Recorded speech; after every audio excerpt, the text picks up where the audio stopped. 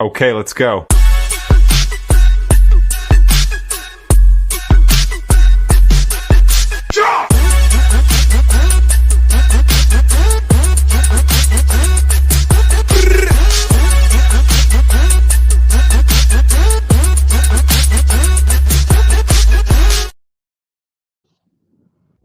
Well, we are not late. It is 10 o'clock. Good evening, everybody. Woo! Oh, man, what a trip so far.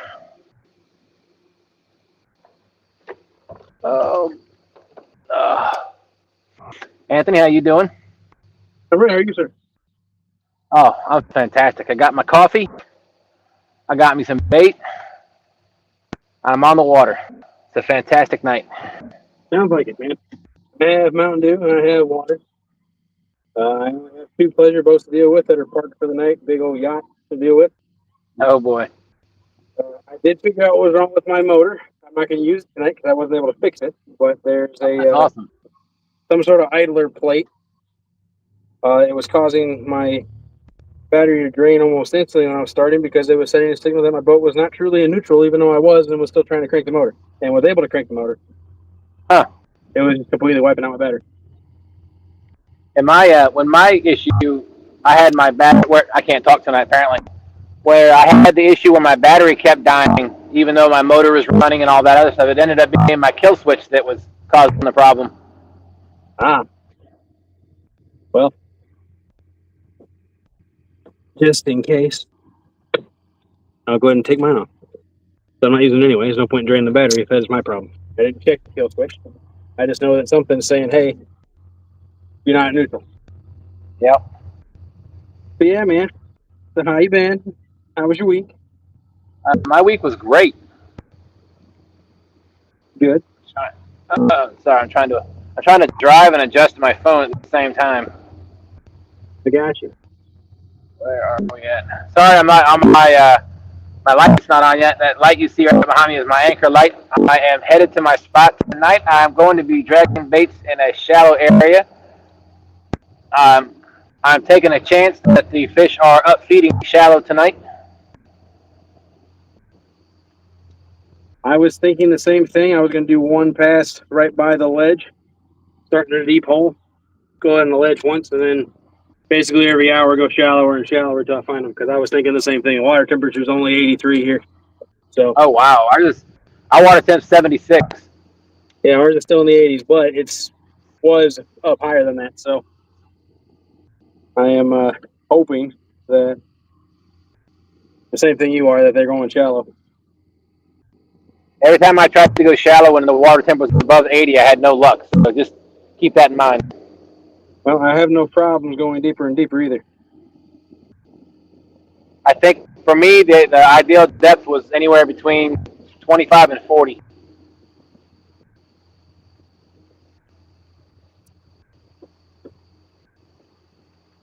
I know we're on two separate rivers, but that's just what my experience has told me thus far this year.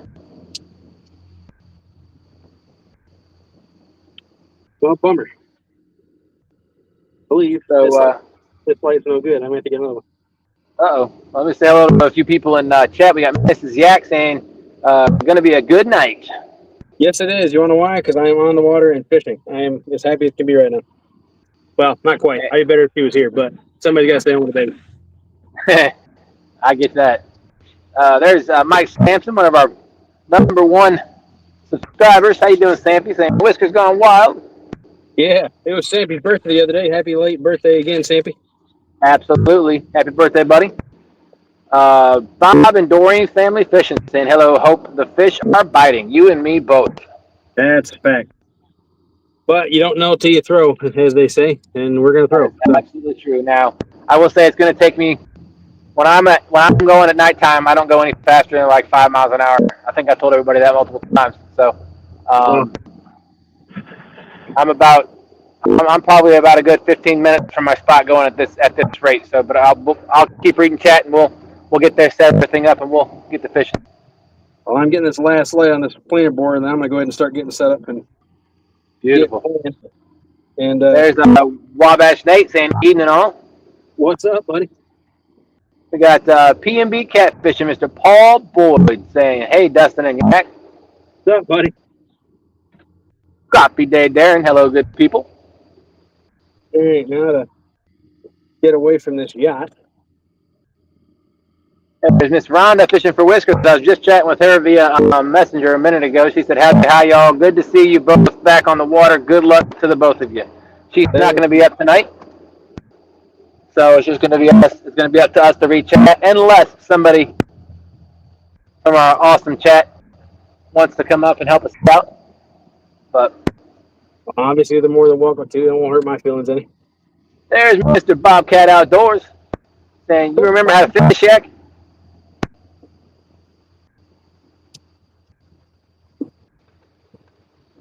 Bob wants to know if you remember how to fish. That's a good question. We're going to find out. You said you were able to get some bait? Yes, I got 4 shad. I got 4 decent-sized shad and a smaller one, so I got some bait. Well, I am throwing half a shad at a time, but my shad are only like maybe 7 inches long. Oh, wow. Yeah, I'm not throwing the 2-pound shad that I found last week, but I do have one that's probably about a pound. Nice. I found out when I got there, I dropped my net across from the boat ramp. Nothing. I like to leave it down for about 5 minutes and see if the bobbers bob. If they don't do anything, I like to pick it up and move it. Right.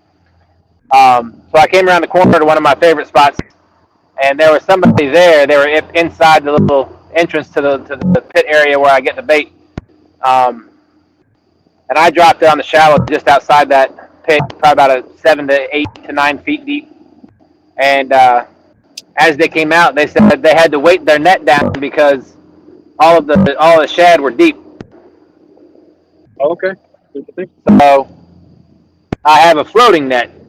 So I didn't have an extra weight, so I just made mine a rainbow net, and I dropped it in about 15 feet of water on one side, 20 feet of water on the other side, and so both ends were down, but the middle was up at about 6 feet off the bottom. But I was able to pull in the decent shad came off the bottom, but I was able to pull in 2 off that drop.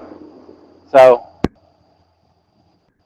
I threw my cast net and did get 1 smaller gizzard shad that I'm going to throw out whole once we get to the spot. I got you.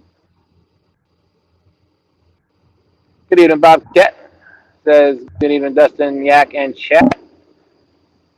Wabash Nate said, I'm happy we got a good rain today. We got, more rain today than we've seen last 2 months. Wow. That's a lot of rain.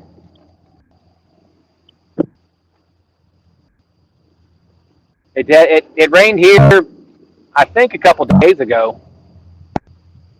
Matt, it rained here last weekend, that's for sure.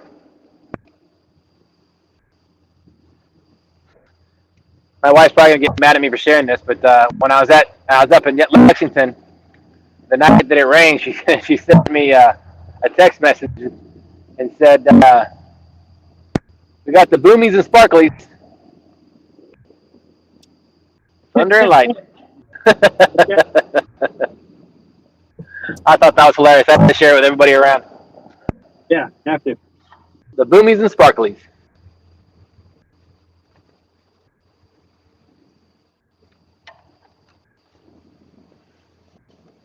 Oh man, it is beautiful out tonight. Yes, it is. Oh, it's just cool enough where the bug shouldn't be a big problem. As it cools off, that'll be more and more true. If my volume is too loud for folks, please let me know. I'm wearing my Bluetooth headset again, so I can always turn it down. Sounds all right now.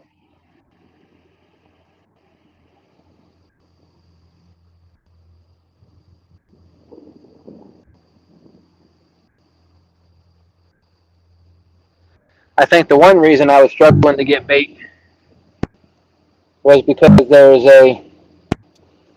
an impromptu tournament that launched out of the boat ramp that I launched out of this evening.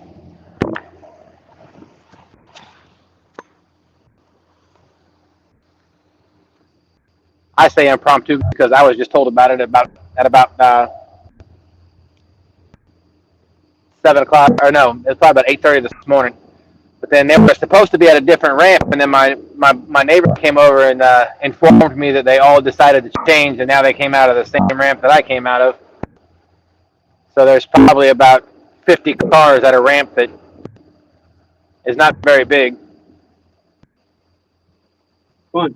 Luckily, there was a boat that left as I was coming into the ramp, so I had a free space to park my truck. I didn't have to park out in Timbuktu just to get back to the ramp.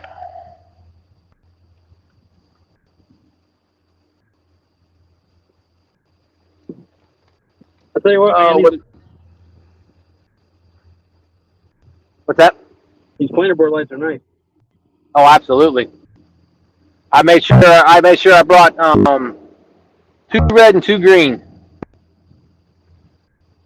I'm gonna put them just like my navigation light: 2 green on the right, 2 red on the left. But I remember you telling me that tip. I'm definitely using that myself tonight. I have 3 sets, but one of my green ones was not working, so thankfully I had the 3rd set.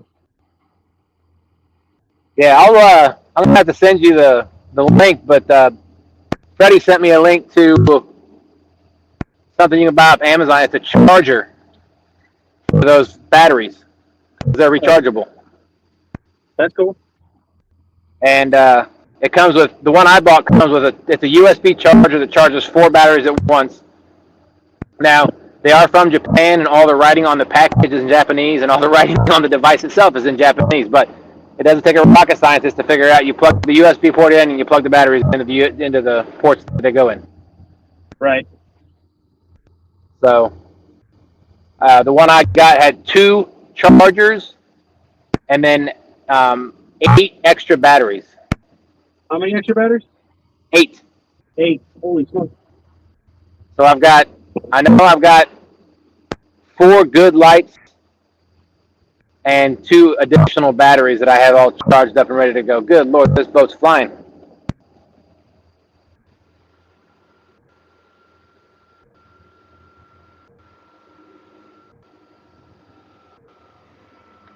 Let's see, Wabash Nate said we only got about 0.7 inches of rain last month. Water is so low, I say a few guys, I saw a few guys mess up their trailers. Wow.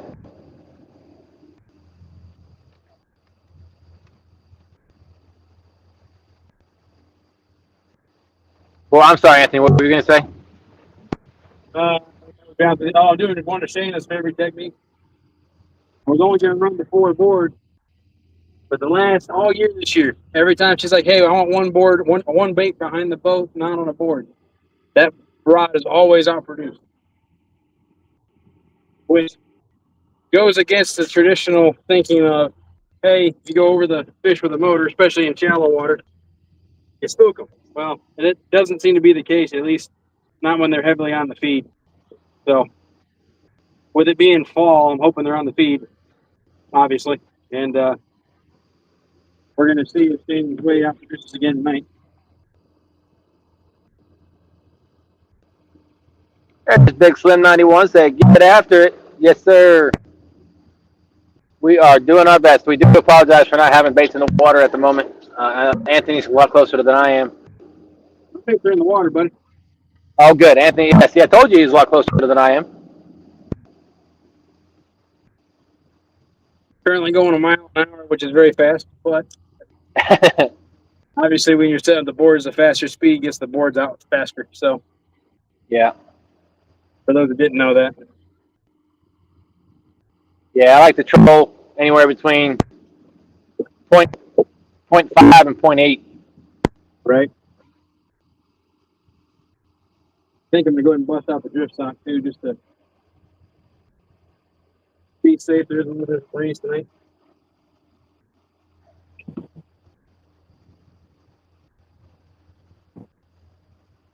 Don't really think I need it, but the last thing I want is to blow all over the place. Almost there.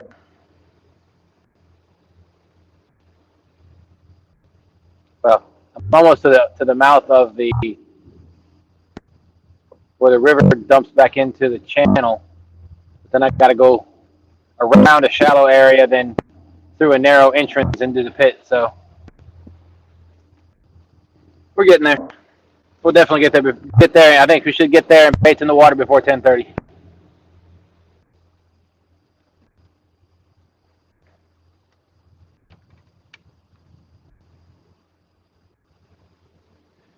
Hey, there's Tommy. She Devil Adventures. Hey, Dustina, what's going on, Tommy?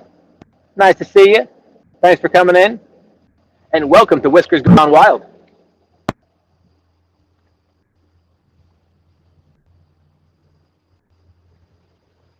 Get this bright light out of my face now. I can sit back and relax because I'm fishing. There you go. Nobody's heard that in a whole minute from me, that's for sure.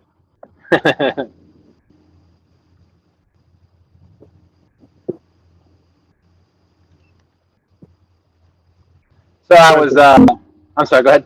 I was like, sorry for the bouncing camera. I'm plugging a charger in quick. Oh, cool.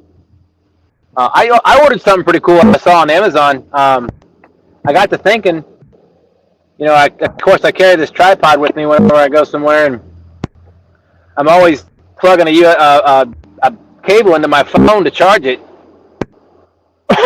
especially for the longer lives. And then when I'm on the boat with Sean, he's got his GoPro going on a wooden stick, sticking in a basket, you know, somewhere else on the boat, so that we can get some footage for some shorts and stuff. Right. Well, I found this. I was looking for a magnetic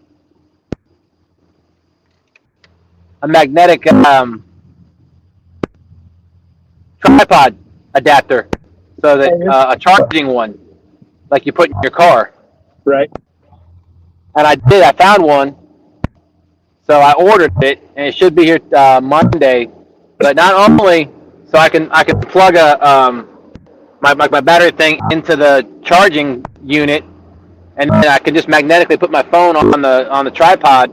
But then above that, while my phone is sideways, it's got a little slot where you can slide your GoPro in. Okay, nice. So and then if I need to take my phone off for any reason, I can just take it off the magnet. When I'm done, put it back. Don't have to worry about a cable following me around everywhere. That is pretty nice.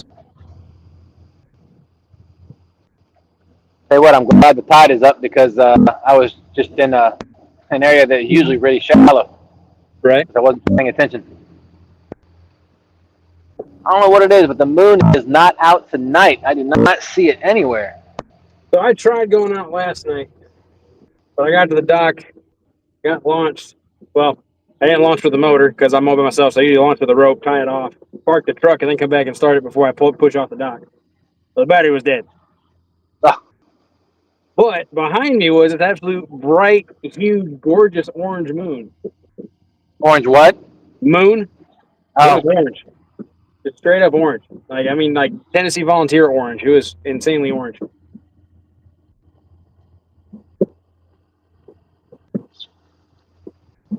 I will say one thing. I need more practice putting boards out. It can't be difficult. Hey, we got Pontoon Jody in the chat saying, "Hey, Dustin and Yak." Jody, how'd you got your plan? She was doing an iPad test earlier. How did it go? I hope it went okay. She said, "Got your plan as I go to sleep." Well, appreciate that, Jody. Hey, there's Fishing with Big Mike. Said, "Hey, y'all, what's going on, man?"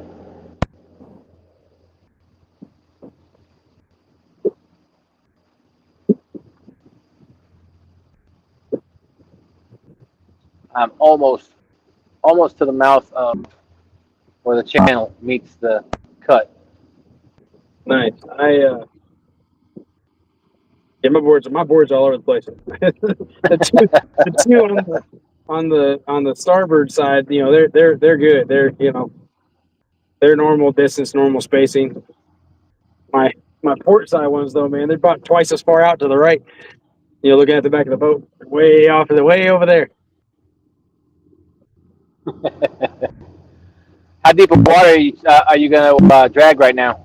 Well, like I said, I'm hitting the ledge right now. There's a bowl back here by the dam. I'm circling it right now. So I have baits in deeper and baits in shallower and seeing if I can get an idea from it. Gotcha. But I'm gonna cruise down the edge of the ledge where I'll have 2 baits for sure in deeper water because they're way off away from the boat, and then I'll have 1 right behind the boat and then 2 in shallower water. And like I said, I'm gonna do passes back and forth. I'm gonna try to change the direction every hour and try to go a little shallower. We have no current right now, hardly. Like they're not moving any water, so I'm not super worried about going the quote unquote wrong direction tonight. Normally it's suggested, and then results are proven for me too. You try to go upriver, but there is no really upriver right now. So. Yep. Yeah, Sean and I have tried when we first started dragging baits. We tried to drag baits with the current, and it doesn't work very well. It doesn't. But sometimes it's necessary. I will say, typically, if I'm doing it with the current, quote unquote, I'm off the main channel where it's not as bad.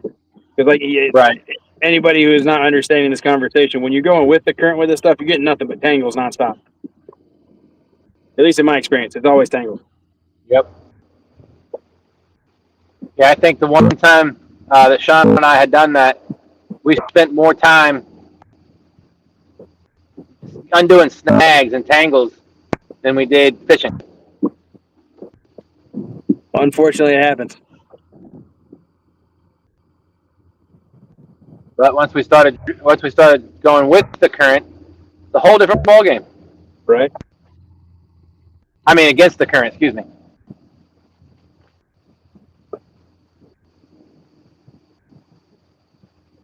I will remind you towards the end of the show as well, but I wanted to say it before I forgot.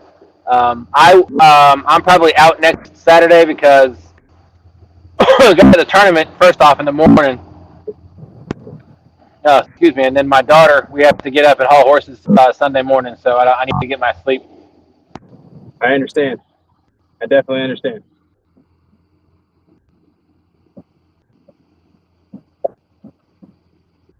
I can at least come up and start the live. Well, I plan on being out. All right. Boat willing.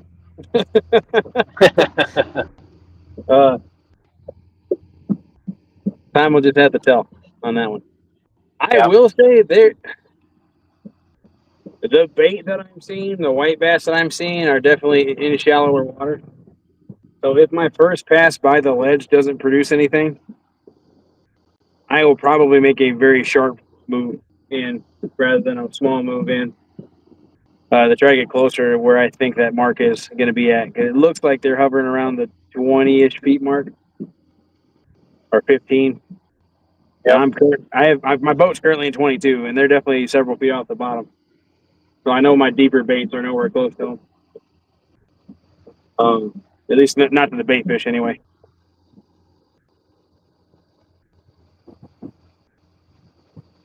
I am running 2 graphs now, one on the back of the boat to help keep me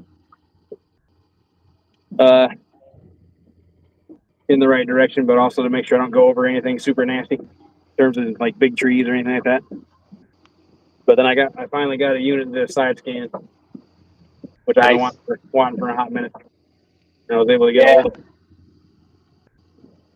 I found a nice one. Of course, it was like $2,000 at Bass Pro Shop, but I did not spend that much. I can tell you that right now. I'm not gonna spend that much. I was just getting ready to say I found one I liked, so I'm probably gonna go on Facebook Marketplace and see if I can find it anywhere that anybody's trying to get rid of one. Sure. Oh, is that a fish? Uh-oh. Is that a snag? I don't know. Yeah, let's see. Still a snag? It's coming over there. Okay. What kind of dragon weights are you using tonight? I am using FOA dragon weights. Are you using the stumpies or the regular ones? I use the regular ones. Okay. Oh, come on, please break free. I love the stumpies, mainly because the areas that I drag baits typically are muddy or sandy bottom and not rocky. If you're using rocky, if you have rocky bottom, then the longer, skinnier ones are probably better off for you. But the stumpy ones are great for sandy, muddy bottom. Right. Well, I have, like I said, I got some, but yeah, like you said, I knew they would be more for sandy bottom, and I don't have sandy bottom where I fish. It's all riprap for the most part. Gotcha. I do have some flats that are sandier, like up there by the power plant for the most part, sandier. But yeah, I'm not up there. So I Fishing with do Big think Mike said, "Come on, 80 pounder." I would be I'm with you. opposed. I am with you all the way. 80 pounds or better.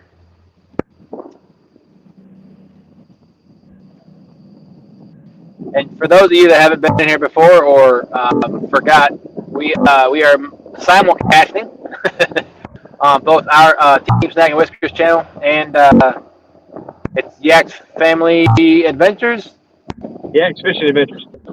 Yak's Fishing Adventures. So we're on both of our channels. So if you're chatting and you don't see anybody else's chat, that's probably because they're on the other channel. See everybody's chat, but y'all can only see the chatting on the channel that you're on. Right. Just FYI. Unfortunately, broke free of my board. Let's see. Big Mike said he's heading to the dam. Good, buddy. Did not look like they were running a lot of water. So what you're saying is bumping is probably not a good technique to use tonight. Probably not.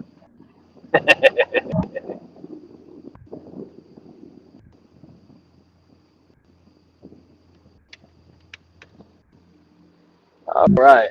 Well, I said I'd probably be in my spot by 10:30. I am not, but I am close.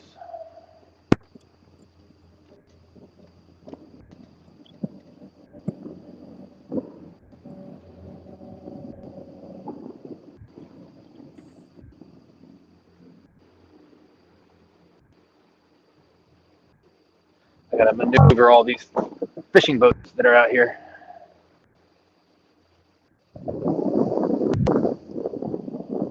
Hopefully, all of them have their lights on. Yeah, man, that was one thing that was bad this summer. There was a lot of people that weren't running lights. I got two out here I'm looking at right now that have lights on. One's in the spot where I caught my 35-pound flat or 37-pound flathead a couple weeks ago.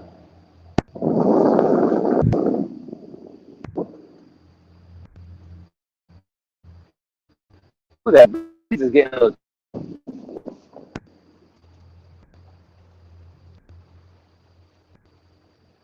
Somebody is in.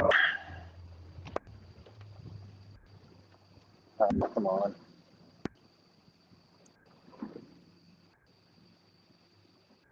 Why I lose my depth?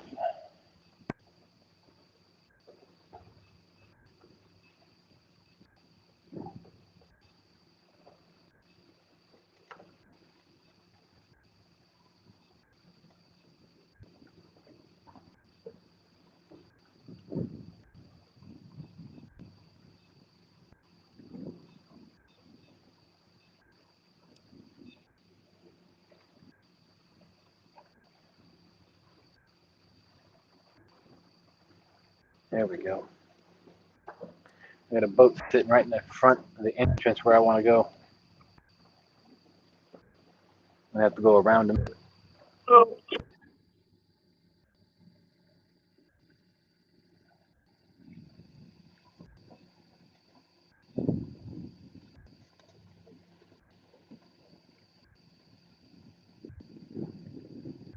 There's people fishing this bank. I need to get out of their way. I was not aware there were people there. They have one cell phone light. I saw the guy's face looking at his cell phone. Oh, wow.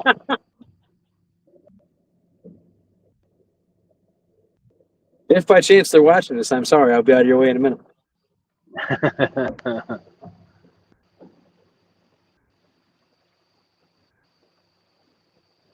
going to shout out to Landon, Fire Chief Landon. Hey, buddy, if you're watching, love you, man. My wife, if you're watching. I know you're probably laying in bed, but love you too.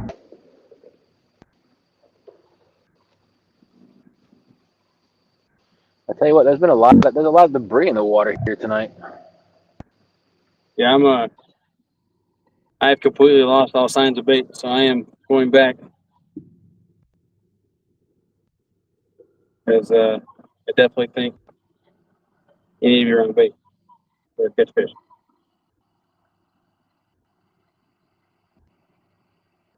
Getting shallow fast. The good thing about this area that I'm going is there's the entrance. You have to stay in a certain spot or else you'll bottom out. Ah. So when the tide is low, it alleviates bigger boats from coming in here. They call it the party pit.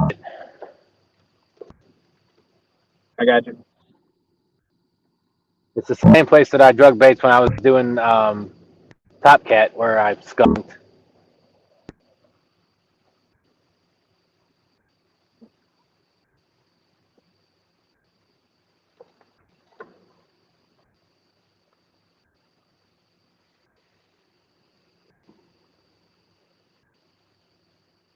I hope everybody that's watching has had a fantastic week and a great start to your weekend.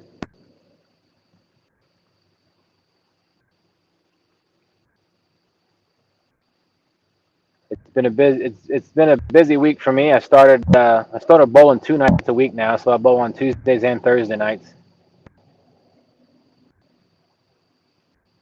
Thursday nights is a bit more stressful as far as getting there because the bowling starts like we're supposed to start warming up at 6:30. We get 10 minutes of practice, but for me I don't get off work till 5, so I had to go get gas, get home, or go pick up dinner, then get home, eat dinner, change clothes, then get to the bowling alley by 6:30, and it's always a struggle sometimes.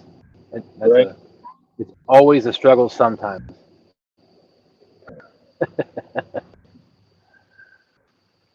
But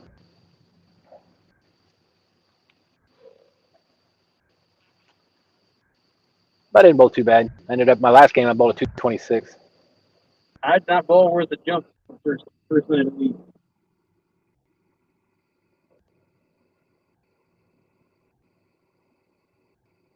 My second game hurt me.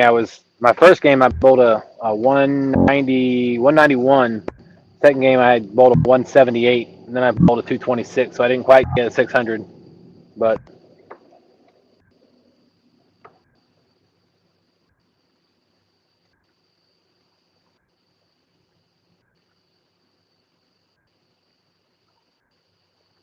I'm getting better than I was doing. I tried to make a bunch of changes to my swing and my release and all that stuff, and I just kept getting worse and worse. So. Yeah.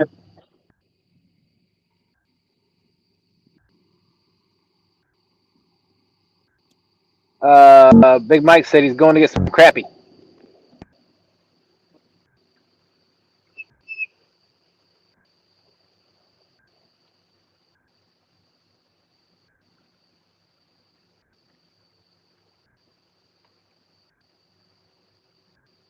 Are you fit? Pretty good. You know, come on. This one shallow spot is not being nice to me. Uh-oh. All right, well, I'm creeping into the entrance to the pit I'm going to be fishing in. It'll go a little faster.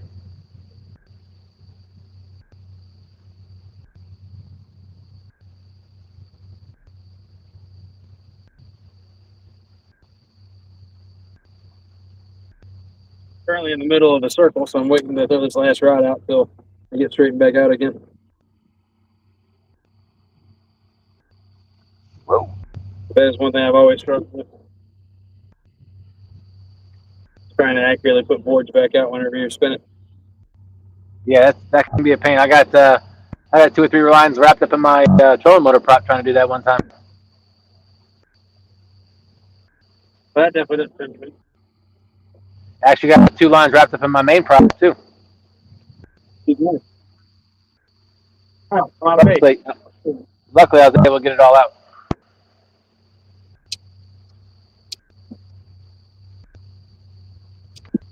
Let's see. I don't see On the plus side, I do not see anybody in this pit but me. Oh, Jesus. What? Something just jumped up and hit the boat. Scared the daylights out of me. Holy crap.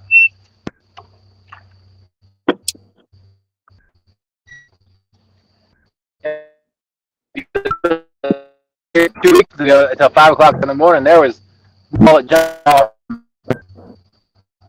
They just hit the side of the boat right near my driver's seat. Scared the good gracious.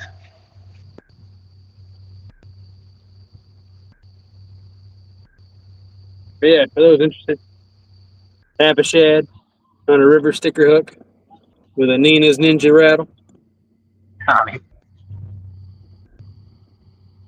There you go. Oh, I got the. I do have two of those mumbo jumbo rattles. Yeah. My rattle box. It's in. I said I might need a box for these. They're All right. So all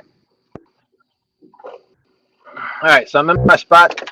I do have to. I'm gonna turn my light on so y'all can see me. Yeah. Hello. I do have to change out all my weights.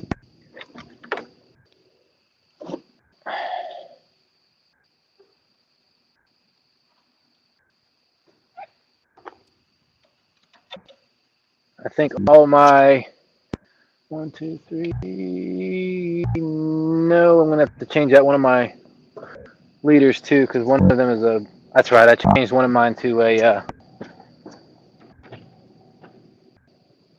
Carolina last week or 2 weeks ago when I was out here.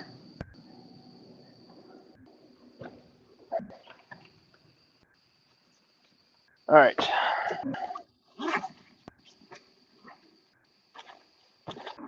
Let's see. Luckily, I got me some fat boy rigs that I can just throw on there.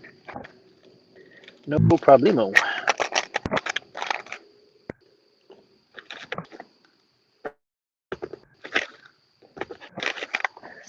There's the weights I was talking about, the stumpy weights. I got orange and orange one right there. Whee! That is a 4-ouncer. But I got two.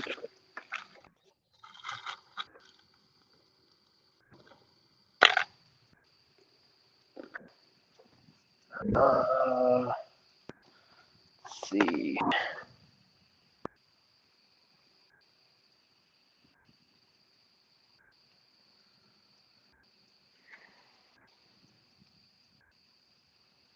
Probably have my glasses on for this so I can actually see.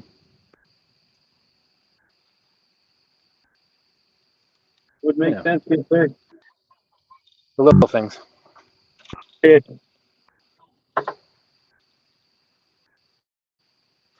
I have no Some people idea will call what those speed. details. I have no idea what speed they're gonna be hitting tonight. I know I've had baits go faster and slower so far with nothing, but we'll see.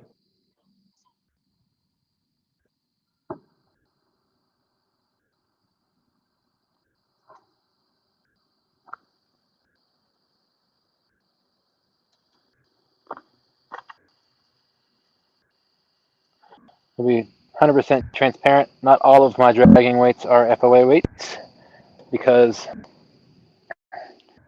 I need to get more. Mine are. I lost all of them. So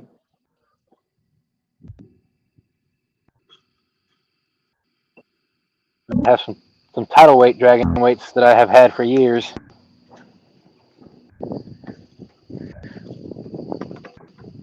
However, I am going to be dragging a flasher rig.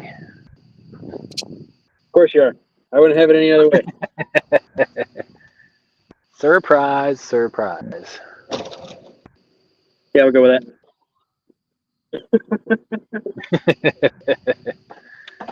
I'll leave that one till last since that's got my Carolina rig on it. That's going back behind the boat anyway.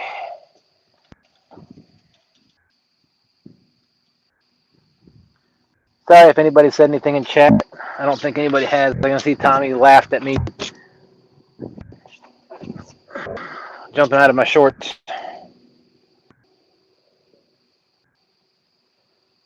Hoping to get another PB tonight, like we did last time I was out.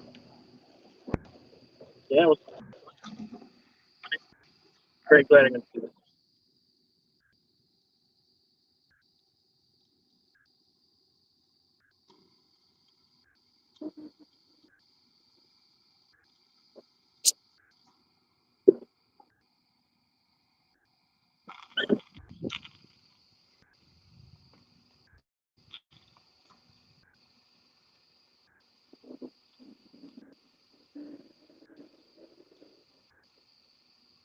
I don't think.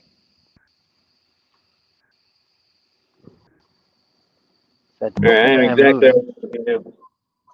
I am where the What's that? pole meets the ledge right now. So Oh, okay. this is the spot. Here's what I was talking about for those of you that were curious. The Mumbo Jumbo Yeah, rattles 7-inch super spook. I am definitely going to be giving those a shot, bumping when the bumping bike gets back up. Take a whole shad or white bass or something, throw double hooks on it, and just slice it down the side so it bleeds good, and go to town. There you go. I'd be interested to see how much bait that can actually float.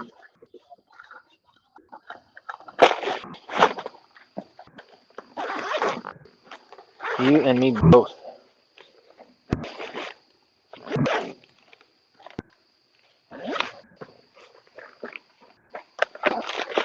There we go.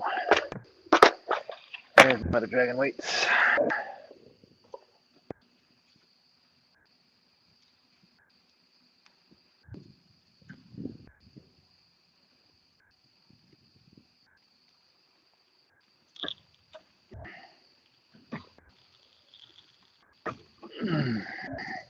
Man, third of the show, I'm going to be, or a quarter of the show, almost a quarter of the show down, and I still haven't put baits in the water. Sounds like a personal problem, sir. It certainly is. It is one I'd like to remedy. One I'd like to remedy soon. Come on, kitty.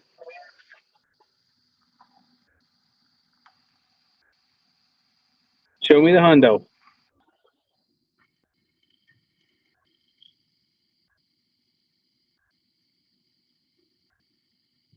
All right, there's those. I'm gonna get some bait cut up.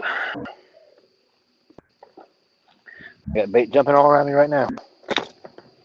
Oop, you know what else I gotta get? I got my planting boards out. I really am digging those lights. I remember the first time I went dragging at night, I remember putting boards down and like, I think they're not hitting each other. And I ended up with a triple up. Of course, that was worrisome that it was going to be a tangled mess, and I actually managed okay.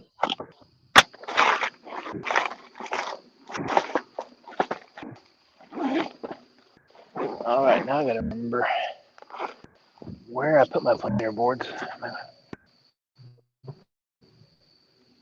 Yeah, I reorganized this whole entire boat. It's way different than when you were on it last. Oh, really? Yeah, the planer boards and the drift stock have the same spot now. All my batteries are up in the front, under the floor, which has been interesting. I redid all the lights and stuff. That snag or that fish? Come on, man. There we go. 1, 2. Get off there. Oh, hello. If that's a fish, I might be. Must be making a goose mad. Why is that? Because it just kept going and going and going very steady. I was like, that could be a big one. I wouldn't call it trouble. I'd call that a good thing.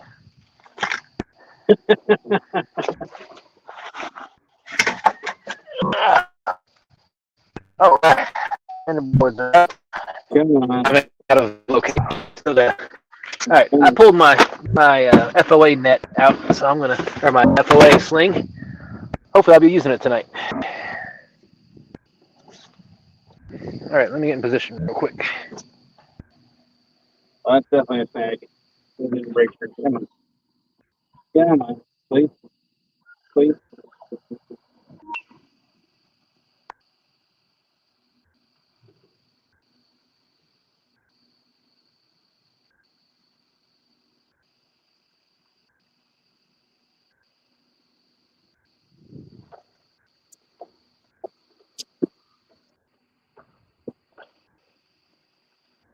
And for those of you that aren't aware, I do have a Minn Kota EMC 54, I think it is. It's a 54-pound thrust outboard motor mounted trolling motor. So I use my steering wheel to control my direction, so I'm getting pushed instead of pulled like a typical planer board.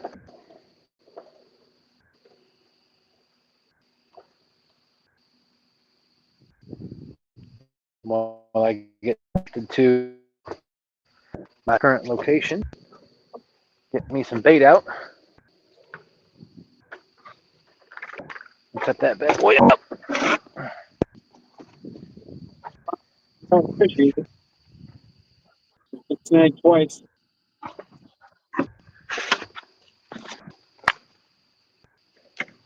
Disrupted everything.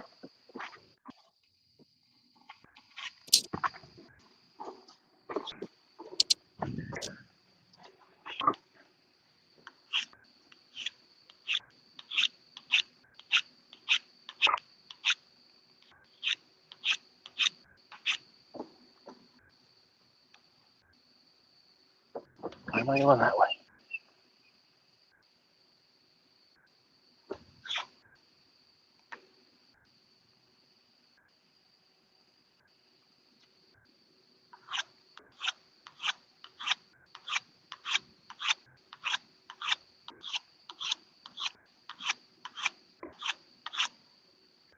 All right.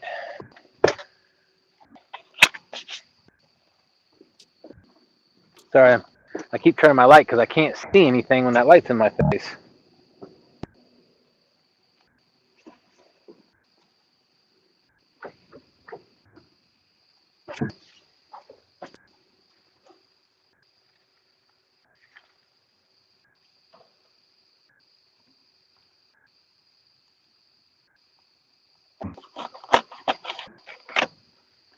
Much better when your knife is sharp.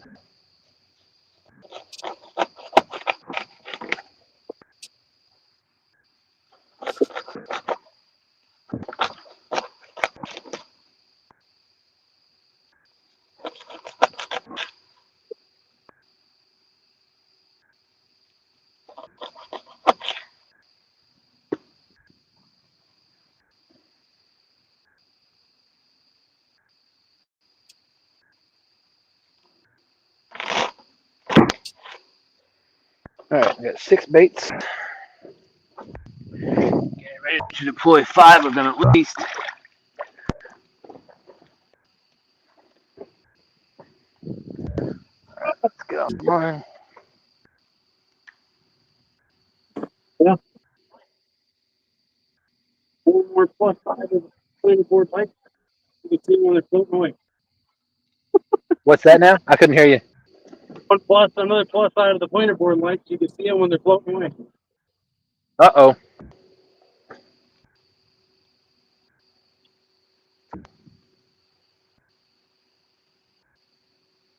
Oh, come on.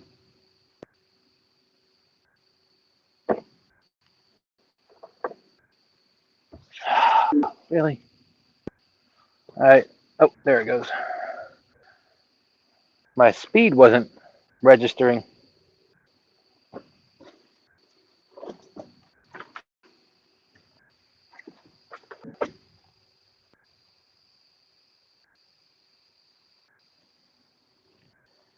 And for those of you that don't know, these are the lights that he's talking about.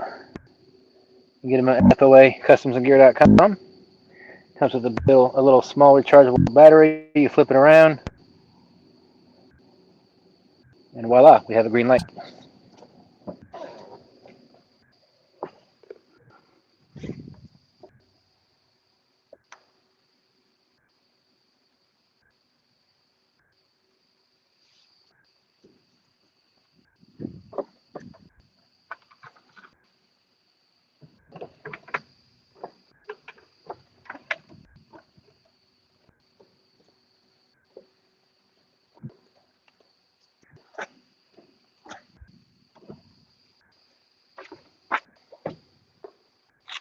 Trying to get everything squared away, but it isn't becoming increasingly more difficult. To do that when you have multiple things you need to do.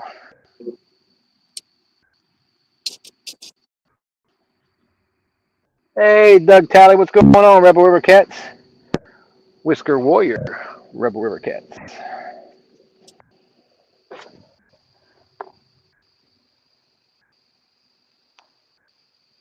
Man, when I shut my trolling motor off, this boat spins. All right, so green ones go over here.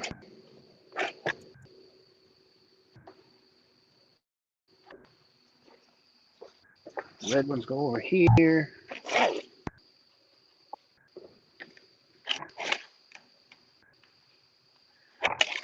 Uh-oh.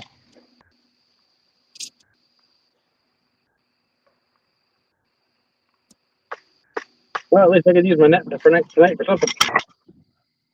I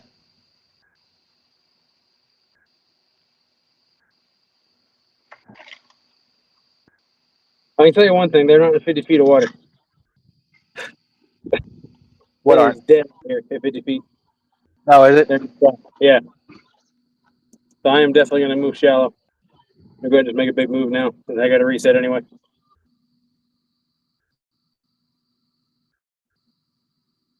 I actually might just cruise for a minute and see if I can figure out anything.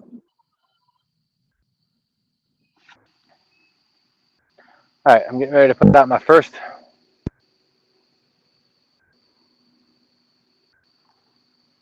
board.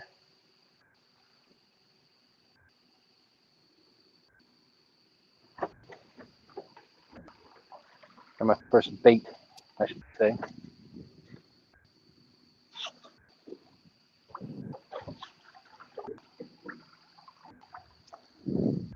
Went awfully fast.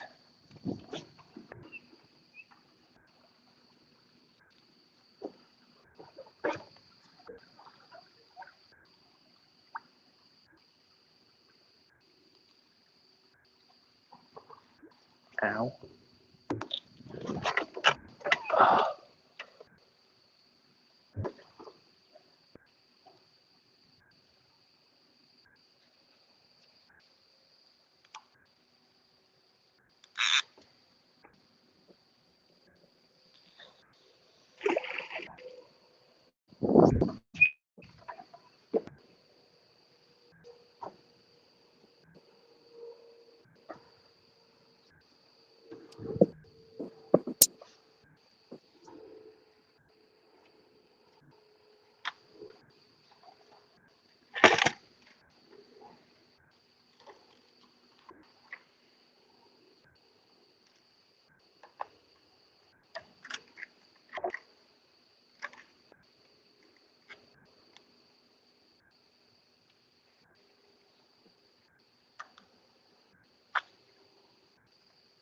All right. First board deployed.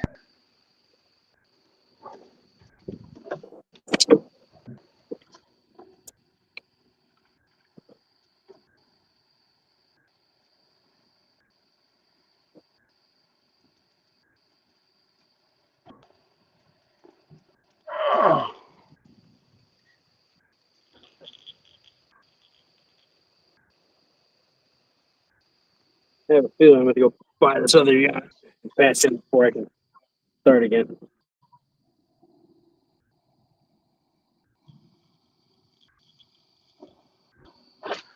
trying to do all this. It's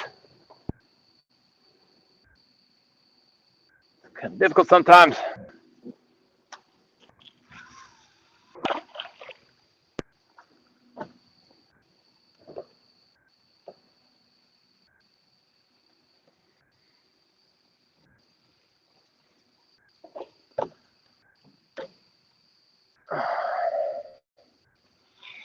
Like I said, I covered the bowl. I saw some bait in 20-ish feet of water, so I'm going to try to hit a 20-foot spot and see what it looks like quick before I start again. There you go. You can always follow bait and at least find something.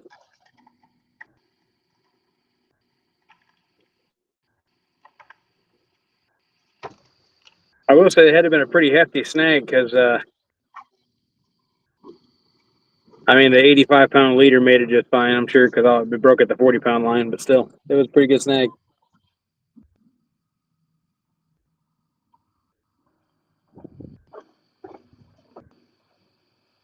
All right, boards 1 and 6 are out. Board 1 is currently dragging. Board 6 is deploying. So you're not staring at my butt. Let me go ahead and move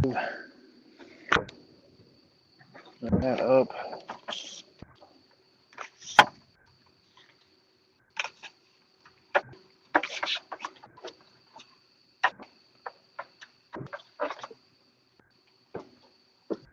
Yeah, this yacht is exactly where he should be.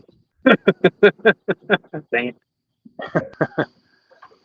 All right, so I am seeing some single fish in 30 feet of water. There you go.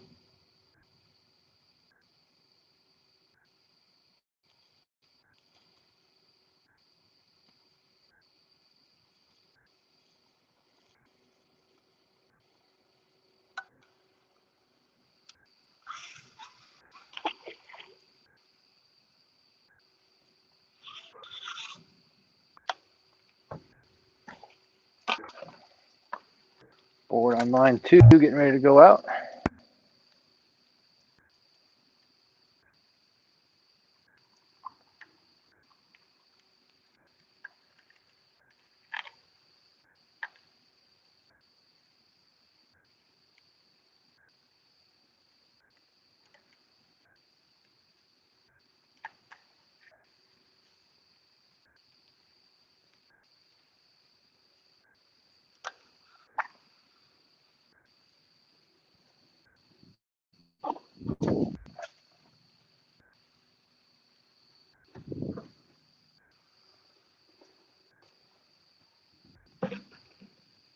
All right. That one's out.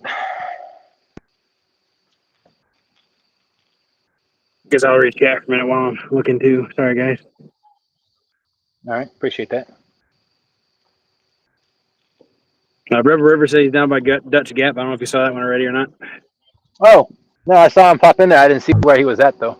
He said, "Hey, Dustin, where are you at? I'm down at near Dutch Gap." And then Rob Fox said, "What's up, Dustin? How you feeling nowadays?" Hey, Rob. I am fantastic. All right, I have found bait again. But again, they're stupid shallow. I may have just let that planer board go a little too far.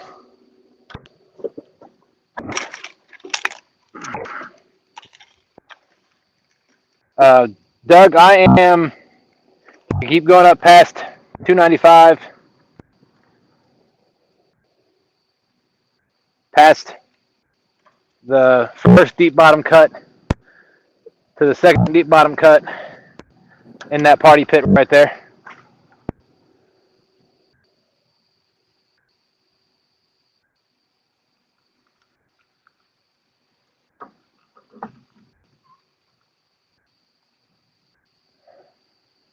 I need to reel one of my planer boards in because I let the line go out too far.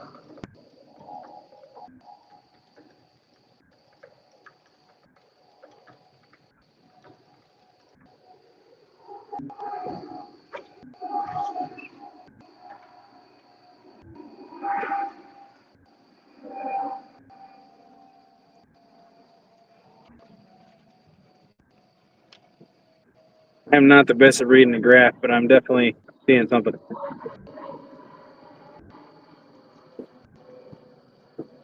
So yeah, they're definitely not on the ledge tonight. Perfect.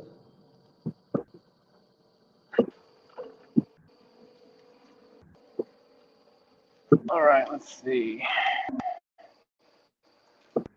One more going out back behind the boat here in just a second, and then I'll have to switch out the rigs on my other one from a Carolina rig to the Fat Boy rig.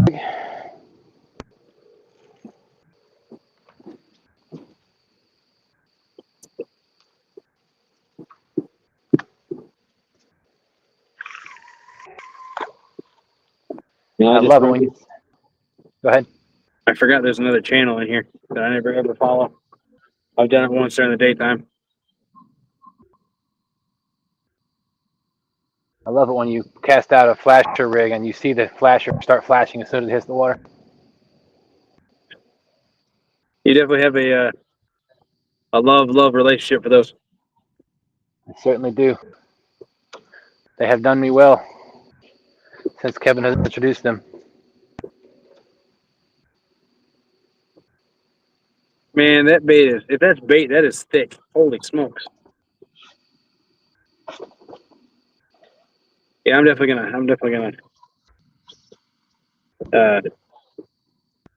yeah, I'm definitely gonna try this out. You're definitely going to do something. Yeah. Guaranteed that. Something is going to be done. Guaranteed.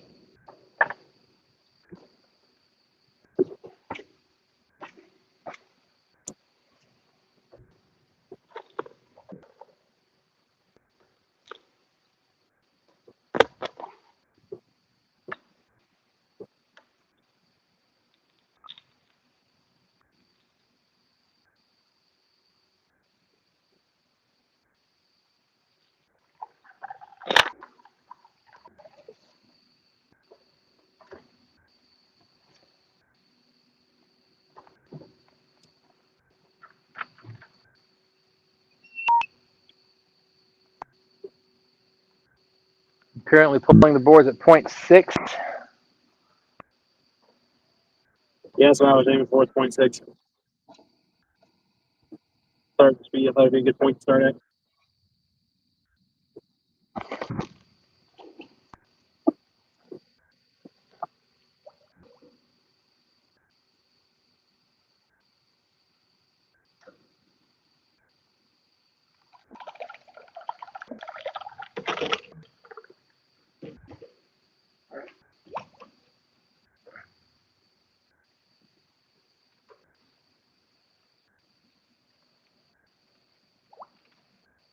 Come on.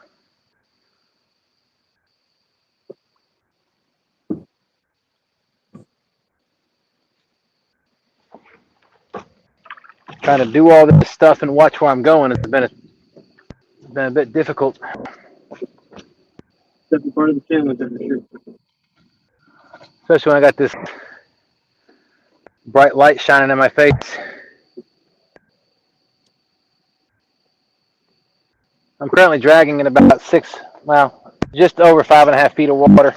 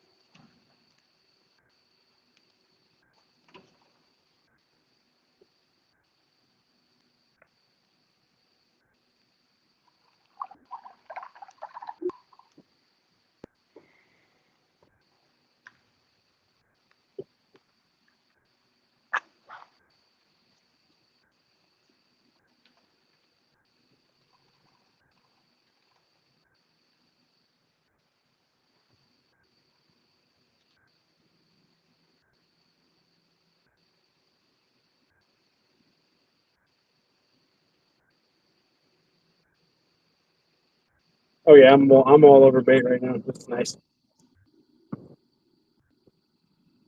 It's fun. Just gotta try to find another rig for this other rod broken.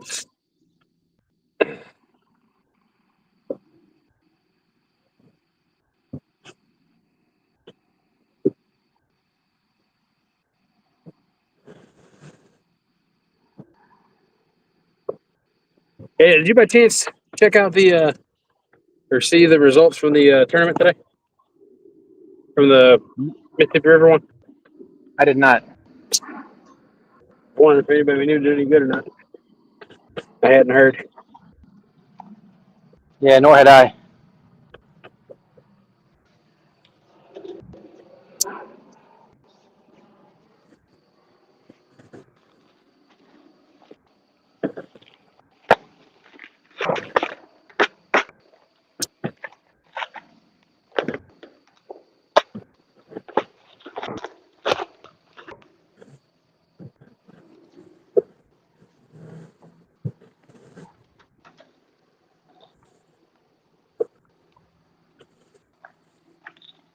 All right. Last bait going on now.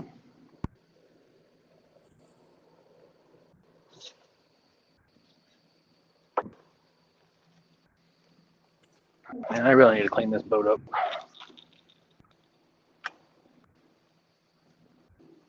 So one thing I was actually able to do with this boat all the time I was off.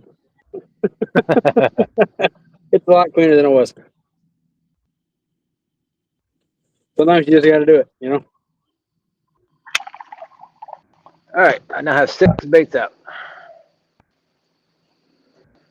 Let's relax a minute, kind of see what I'm doing. I may need to move my light up like I had before so I can see what I'm doing.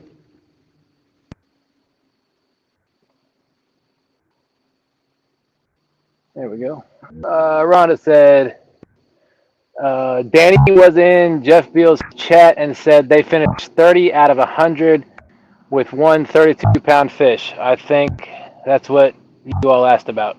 Yes, that is what we asked about. Absolutely. Thank you, Rhonda. What I asked about, I should say.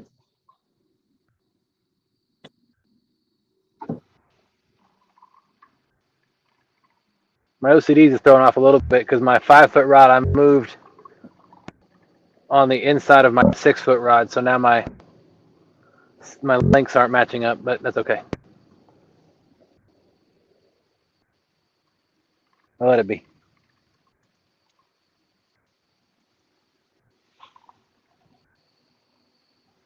Slow this down a tad bit. That's what I love about this trolling motor with this potentiometer is a speed control. I don't have a button I push that jump it up, 2 levels or 1 level or whatever. I just have a little dial that I turn that adjusts the speed of the prop. I love it. Nice. I have a remote. Yeah. I think most people do. Wow, we're at about 12 feet of water. I'm seeing some pretty good marks underneath me right now, so hopefully they're going to hook up.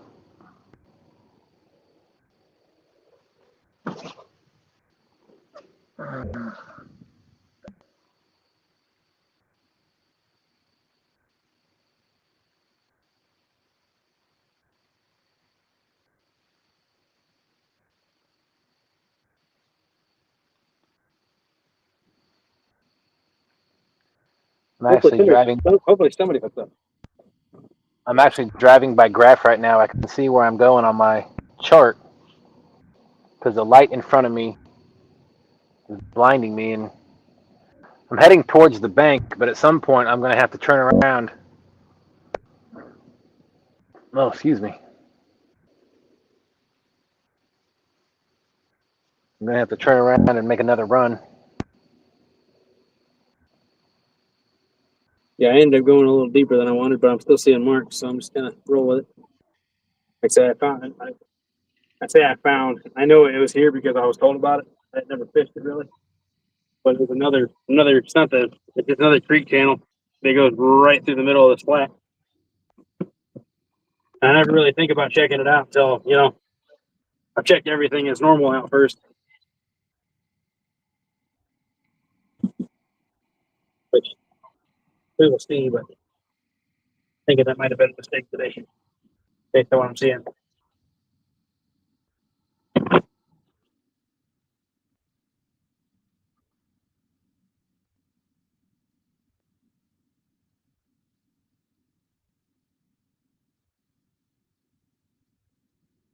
Kind of game plan in my head what I'm going to do if I get a bite. If I'm going to, I don't want to cut my trolling motor off because then my boat's going to spin around and everything's going to get all tangled up. Generally, I know when I. but for me, generally, I maintain speed unless I get more than one hit at once.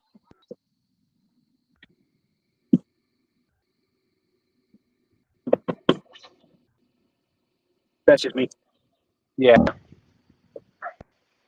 I thought one of my planer boards was going backwards, but it ended up. I must have got run across something rough.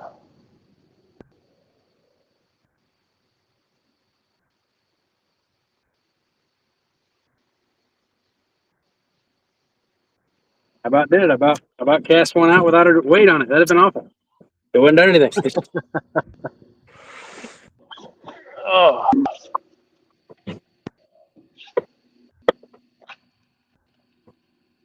Hopefully, I got another 2 ounces. I don't know. Nah, I don't need 3. 2 snaggy over here today. That's a 3. Come on, where's my 2s? There we go.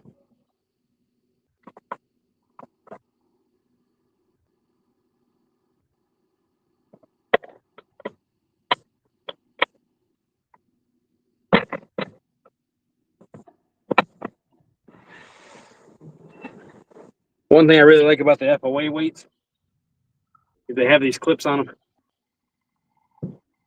Well, some of them you get don't have the clips on them at all. I can't stand that. Yeah, another thing I like about the FOA, not the weights, but the planer boards, is they come with all three different type of clips, so you can choose which one you like.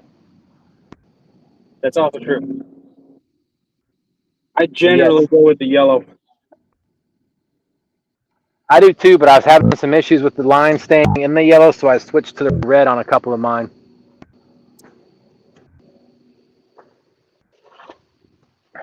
And I haven't had any issues since, so. I know some people really, really, really like the red because they don't ever want their board to come on. Which would have been helpful, I guess, earlier when I sagged and broke off because the board probably would have stayed on still. But, oh, there's the moon. Holy cow, it's really low. And I only see like half of it, or a third of it maybe. oh, wow, 1.8 still. Slow down. And it's really orange. Yeah, like I said, it was orange for me yesterday, too. Man. It was crazy. I know there's supposed to be a blood moon at some point. I think I think that's supposed to be on the 7th. Gotcha. Don't want me to see that, though. Oh, I will.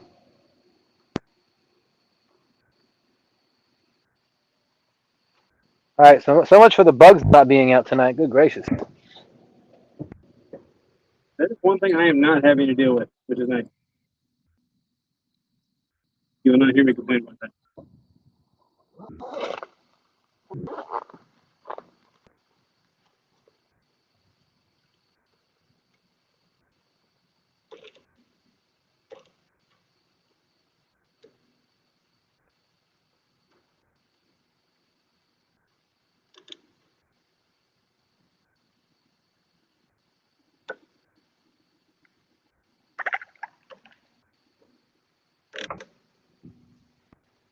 Putting my bait clickers on.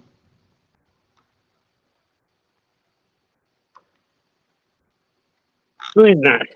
All right, let's see. There we go.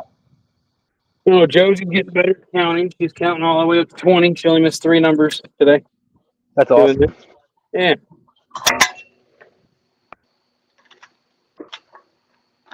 Got my coffee. Got my Mountain Dew. in the Stanley. This thing will be hot. I had this thing out 2 weeks ago when I was out till 5 in the morning. When I pulled the cap off of this thing at like 3 o'clock, it was still steaming. Nice. And it had been in there since like 7 o'clock the night before. I know my dad's had one for probably 20 years. I remember him using ice fishing when we were a kid for the same reason.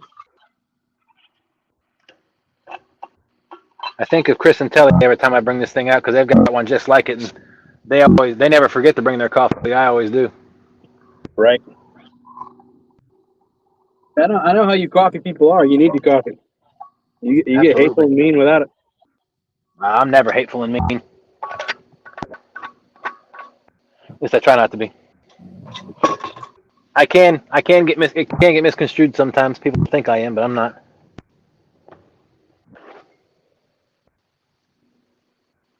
Wow. Let me see if I can show you the moon. See if you can see it. There it is.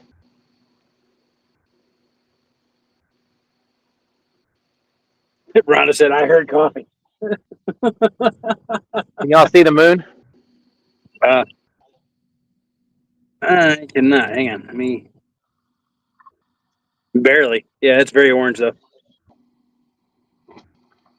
If I can zoom in. Nope. I am sorry for blinding all of my anchor light. I can't really do anything about it though, unfortunately. No, you're fine. My anchor light was shut off. I really need to. Oh, my nav light's not working again? Uh-oh. I shut them off on accident. Well, I'm not really too concerned about my lights on my boat right now because the area I'm in, there's nobody else here. Unless they've got all their lights off.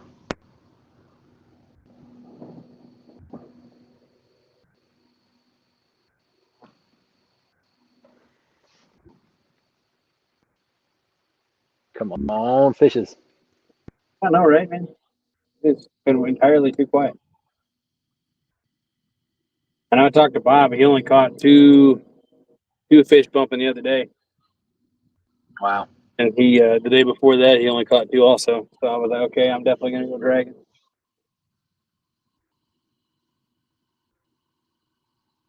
I was hoping to figure out something yesterday so I could put on a decent show today. And then, like I said, I had boat trouble. So Yeah.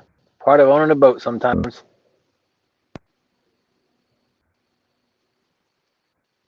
you know what the worst part about that was yesterday? What's that? So I still wouldn't have got the motor going, but at least it wouldn't have been instantly dead when I tried turning on at the boat ramp in front of a bunch of people. Was my dad told me earlier, hey, your batteries are charged, right? Because I was talking to him, and I said, yeah, they're charged because on a Tuesday or whatever, I had them on the charger for 3 days straight. But yeah, no, it was dead on a doornail. Wow. But like I said, I think it's that, and I could be wrong. It could be something else. But I feel like it might have been that little plate that was saying, hey, you're not really in neutral. Right. It sounds logical. And so I think it was going off at the same time as probably my buzzer, which I wasn't hearing. If it was going off, I don't know if it actually works because it's old. But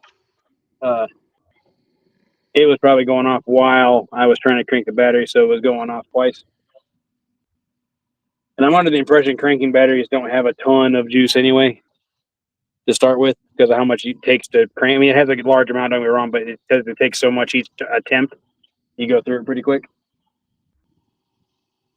Which doesn't help either. Yeah. That's my impression.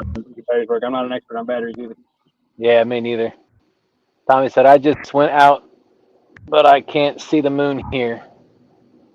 Yeah, it's actually covered up by some, it's actually sitting pretty low tonight. It's covered up by some clouds right at the moment. It's beautiful the way I see it, but I'm sure it's hard to see. I'm not in an area where there's a lot of trees, so, well, they are, but I'm out in the middle of what some people will call it looks like a pond here on the lake, but I don't have anything obstructing my view.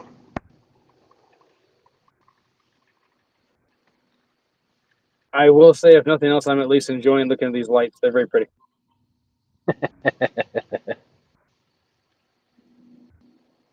Yeah, it's one thing you can't see with my camera right now is my lights on my planer boards, but How wide of a pattern do you like to run? depends on where I'm at and how many other people are with me. Sometimes if there's nobody else around during the day, Uh-huh. I'll oh. Uh-oh. I don't know if that was getting snagged or bumped. I don't know. But if it's during the day, sometimes I'll go 40 feet. Yeah, I got 20 and 30 on one side and probably 20 and 40 or 50 on the other side. And then I got one straight out the back of the boat. Yeah, I'll probably right now but during the nighttime I like to keep them closer. But yeah, if I'm the only one here, and especially during the daytime where I can really see my surroundings, I'll put them out pretty far. I got you. Just because I feel like the farther away from the boat you get, the less distracting the boat becomes for the fish. And like I said, that is fair. It makes sense. I understand it. But my wife has proved me wrong all year with it. So that's why I And I'm do not it. saying I think the fish. There's so many boats on the water nowadays that I think the fish are immune to the sound of a boat. However, I also do think that if you can remove the boat from the equation, Can't hurt. even a shadow during the daytime, if you can remove the shadow or the sound of the boat from the equation, I think you stand a little bit of a better, I think a little bit of better chance, better odds. But it's not exact science, so. Sure. Yeah, I am definitely in some fish now. I just need one of them to, find interest in the bait. That's all. Hopefully my bait's not too freezer burnt.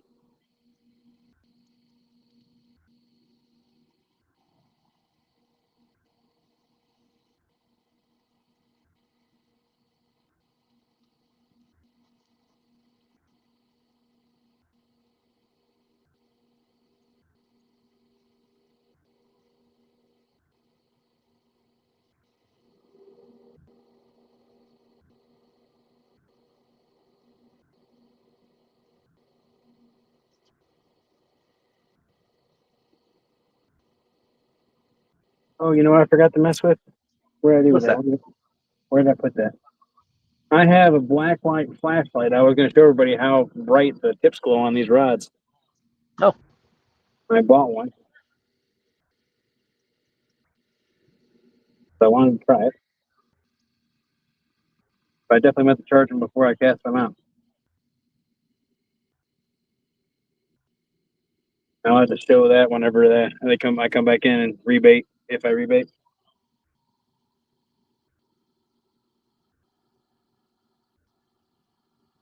yeah. What I'm probably going to do is once I get to the end of this, um, once I get near the shore, I'll probably pull all my lines in, rebait. That'll probably be in about 20, 30 minutes. Rebait, and then cast everything back out, but go at a different direction in this body of water that I'm in. I got you. I have this is the same area I caught my 63-pound blue cat PB. So Nice. when I was fishing with Austin.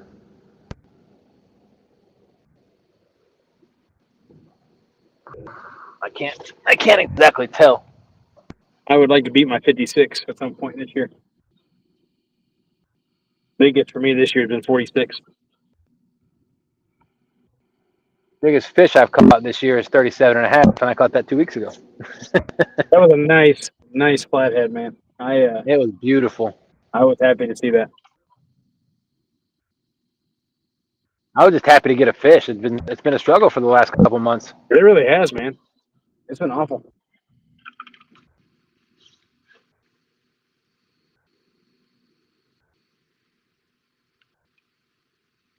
I am hoping the bumping bite picks up before the end of the month, though, because I would like to do an episode bumping. Yeah, that's going to be a bit tricky for me. I mean, I have my rod to do it, and I have everything set up. I've got to have the right Conditions. conditions, because if the water is not flowing, if the current's not flowing, the tide's not coming in at the right time or going out at the time we're doing the show, then there's no way. And I'd have to be on a different boat or have somebody with me on this boat, mainly because trying to drive the boat, especially when you're driving against the current, or floating with the current or whatever, trying to keep everything organized is going to be a bit difficult. I don't know how that's going to work with my boat, because my trolling motor pushes me and doesn't pull me. So That's a good point. I don't know. I'd have to have it in reverse, and it's not very strong in reverse, and I don't know how much I can slow myself down with my trolling motor. You could do it. You could do. I know some people do where they walk the bait instead. Yes, I could do that. That is something you could do. But I'd have to find an area where the water's moving pretty good to do that as well. True. Because I did that a couple of weeks ago. Well, not a couple weeks ago. I think last month I did that before the show started. I was walking baits for probably about an hour and a half. I got one bite, but then the tide died. The current died down because the tide was flipping, and then never got a chance to do it again. Right. I didn't even bring in my bumping rod with me tonight. It's an Ancient Mariner 7-foot Leviathan rod. Yeah, I didn't bring mine either. I got to respool. I got a new reel for it. So I had no problem catching fish with that Walmart reel. However, due to not having much drag, when I snagged really good and needed to break off, I was unable to break off. I ended up having to cut the line with a knife. Oh wow! Because I was unable to break it. So I need to make that little review so people can know.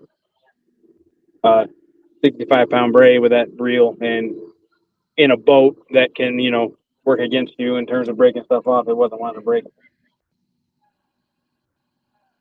So, but I got one of the reels I wanted to get. I found one for $50 when I was out trying to get this motor back in. It was on the way back from Savannah, and they only wanted $50 for it instead of 90. So I snatched it, but it's got 35 pounds of drag on it, I think. And I know for a fact I can break it off because I broke off several times with Bob when I snagged.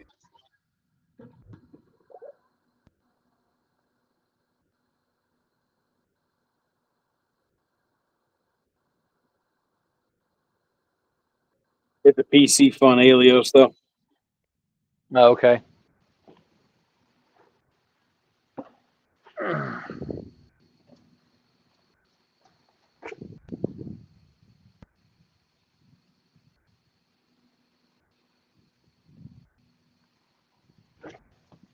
Oh, come on, Fishes. Where you at? Yeah, no kidding, man. I got lockjaw today. He was like, So, I was watching some videos. I can't remember if it was on Facebook or TikTok or whatever. And I came across the video with Neil deGrasse Tyson. oh yeah. And he used the word fishes. And one of the guys, or the guy that he was with on the video, questioned him. He's like, "Is that a word?" And he's like, "It is a word. It's a double plural. Because of multiple species. Multiple species of fish. Yep. Nice. I wouldn't have thought about that, but it's a valid point. Fishes." So, a little education for those of you this evening that didn't know that.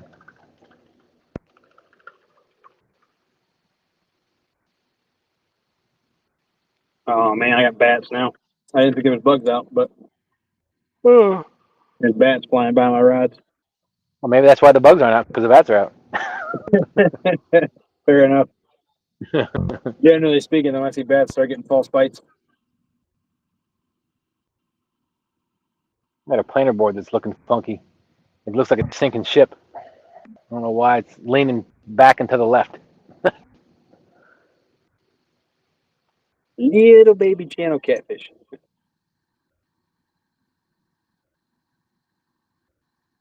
Yeah, generally speaking, when those little ones hit, I just leave them on there. Like if I'm not sure, it's just gonna stay there. It might go 2 miles before I check it, but he's just getting a free ride. Yep.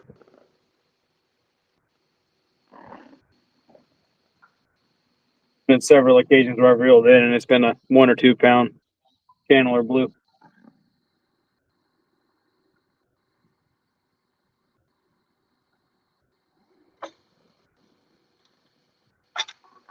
Rhonda, coffee alert. I'm drinking more coffee. I'm not worried about putting it in any cup or any lid or whatever. I'm just drinking it straight from the thermos.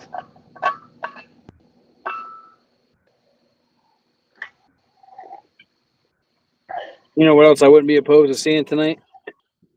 What's that? Starting to get cooler. I would not be opposed to seeing a striper. Yep. I was reading an article the other day. This has nothing to do with stripers, but another kind of fish. But I was reading an article the other day. Here on the James, they have a program where they track and try to study the sturgeon. Yeah. And they have recently found a couple of dead. Like one male sturgeon was without his head. Oh wow. So Okay. I'm not sure what happened. He probably got hit by a boat prop is my guess. That would be my guess, and then something just kept feeding off it till it fell off. I doubt it got chopped clean. Right. But anyway, if I got farther along in the article, and they were talking about a female sturgeon that they had been tracking. They caught in a net by accident, and she was definitely in the breeding cycle, but she was 8 feet long. Holy smokes, dude! That's a big old fish. Yes, it is. I would be ecstatic to hook into one of those.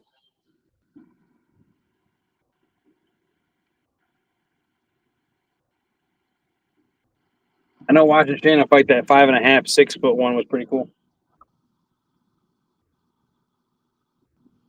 55-minute fight on 12-pound line on an ultralight rod. Wow. We were That just takes trying to some get skill. bait, we were trying to get bait for a catfishing tournament, and I told her there was no current, and I said, you know what, go drop that redworm down the side of that concrete wall there in front of the dam while there's no current. There's usually bluegill or sucker or maybe a drum or something there, so maybe we can get a couple of those. And then yeah, she got hit, and it just kept on trucking. Nice. We were late getting Josie from daycare that day. I called and said we were stuck in traffic. I shouldn't have lied, but I did. Well, you didn't say what kind of traffic. No, that's fair. I did not. But yeah, we were definitely late.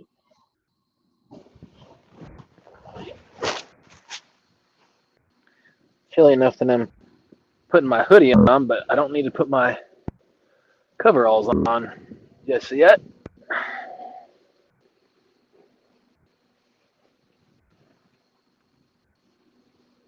Try speeding up a little bit because 0.4 ain't cutting it for me.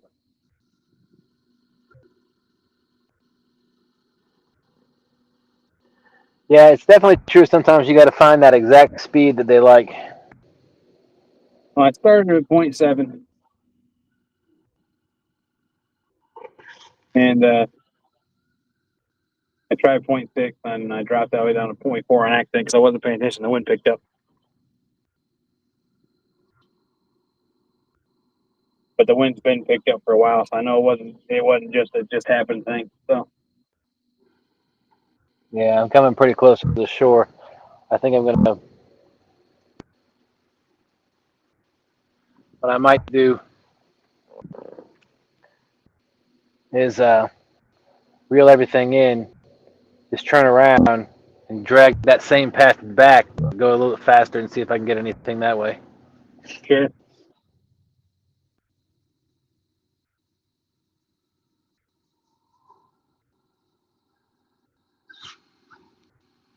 Well, like I said, I'm following this bait right now. I'm getting ready to hit a spot where it gets a little shallower, though. So I'm going to see if it looks different when I hit up on that flat there.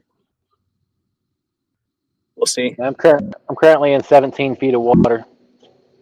I'm still in the 25 to 30 range. It's fluctuating. But this is that spot with the cleaner bottom I was talking about. This would be a good spot for the use of stumpy weights. Oh, I got you. But where I started at, there was nothing but rock. I knew that I snagged and broke off one with a regular one, so I know it's snaggy over there.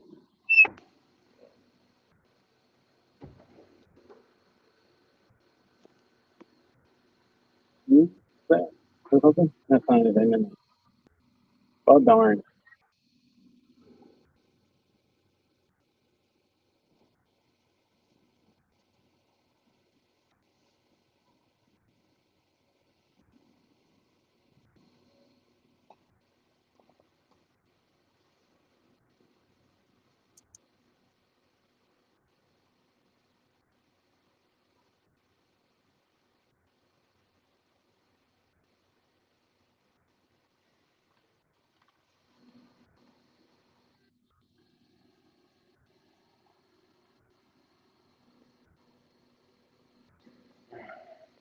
If I look at my graph, it looks like I'm close to shore, but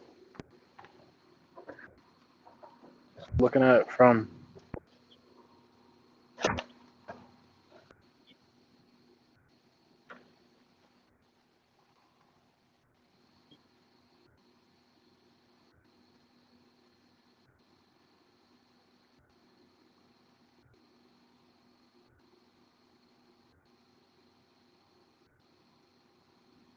I'm still seeing lots of activity, but I ain't getting nothing. It's weird. Why they call it fishing, not catching, though. that's right.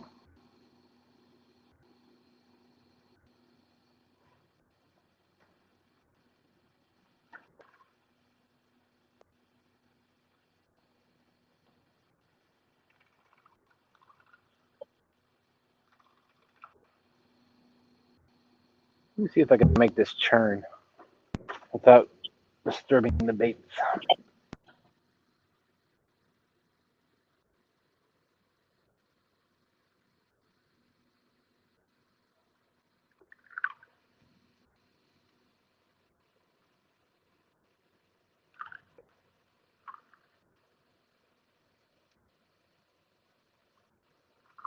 I've gotten closer to the bank, too, and now I'm starting to see bugs.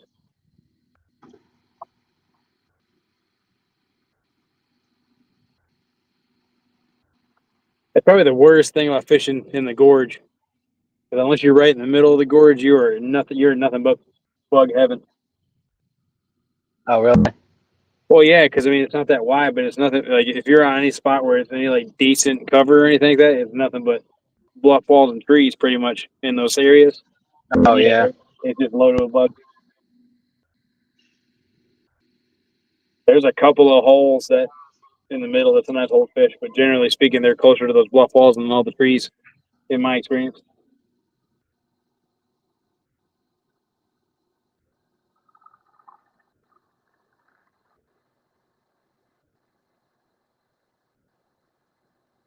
I still wish I would have seen what almost cost Lisa and Randy their ghost rod and snapped their rod holder.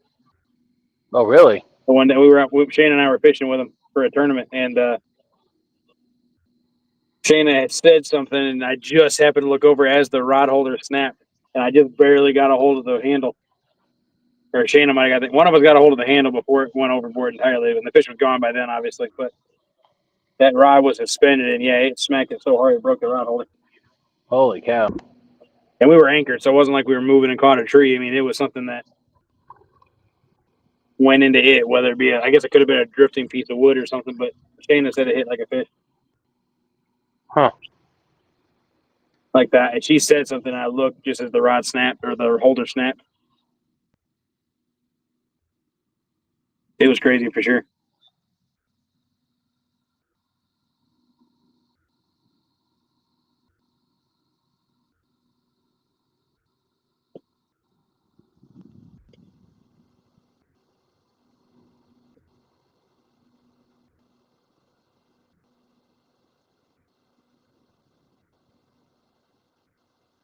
All right, looks like I'm making this turn pretty smooth. Yeah, I'm debating if I want to fight with trot lines or not, because I know if I move it, this other creek I'm getting ready to come up on, if I go up it, they go back towards the ledge. There's almost always a trot line. Huh. And the last 2 times I've caught one, they weren't marked. Oh, goodness.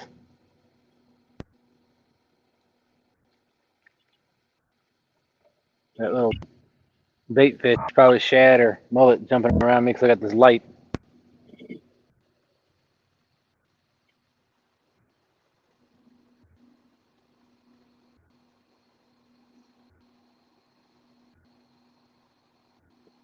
Ooh, that board's moving fast. Where you going? Where you going? Are you fishing? You're moving towards the boat. That's no. Backwards. Emilio. You got a fish on? I don't know. I got a point of board that's swimming in different directions, and it's not bending the rod yet. There, okay, maybe. Is that it?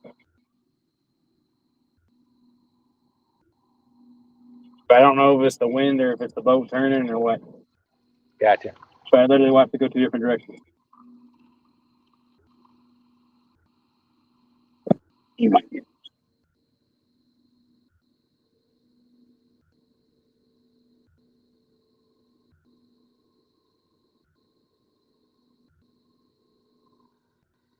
Okay, you're fit. That's fit. That's a fish? Look up. I don't look up. I'm going to put you on full screen. I don't know if it's fit yet. Well, you're still going on full screen. Okay.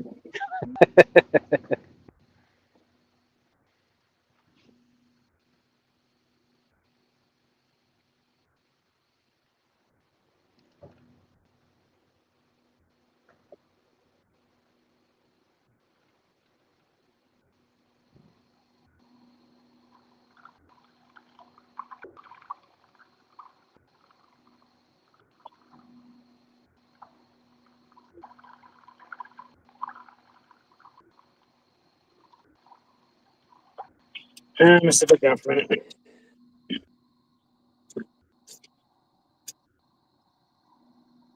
It's not doing funky stuff now. So it's either a very tiny fish, or it could have been a gar. Picked it up for a second and let go of it.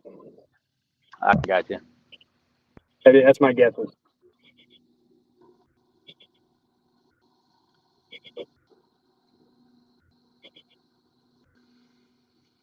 Oh. All right, I'll take you off full screen then.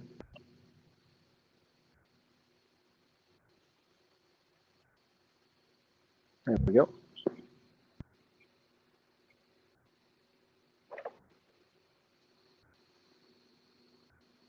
Well, I made a smooth churn.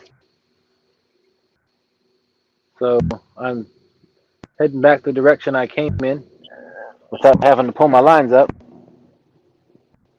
Nice.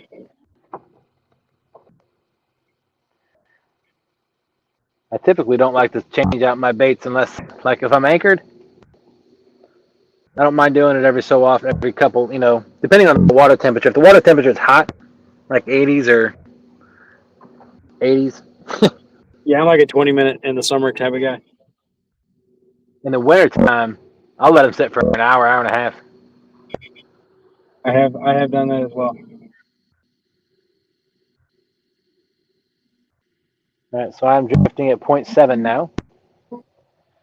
Back along parallel to the line I was just drifting a minute ago. Well, the moon's finally come up. I'm slowly getting shallower and shallower. I'm at 25 feet now. I'm still in about 16 and a half. I think this pit I'm in is basically pretty much, well, it's level across the middle, and then along the edges it kind of gets a little deeper before it gets shallow, and then it gets shallow because there's actually a beach to my left that a lot of people will come. A lot of people will come and they'll beach their boats there, and they'll have there's grills and stuff. You can have a picnic. Some people even camp there overnight. Gotcha.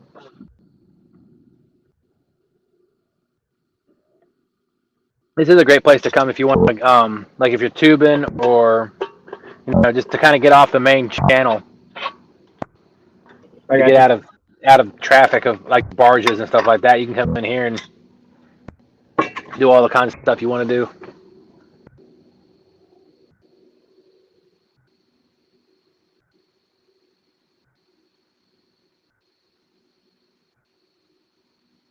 I might reel in that other rod that with that planer board. I will say that that particular planer board, I believe, is the one that the clip fell off of. So I added my own clip onto it. So it might not be as long, Okay.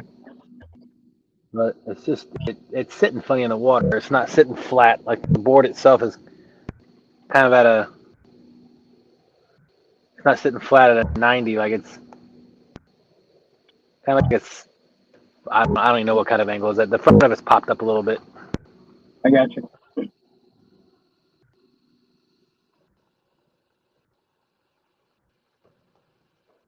Oh, you know how Travis was with me a couple weeks ago?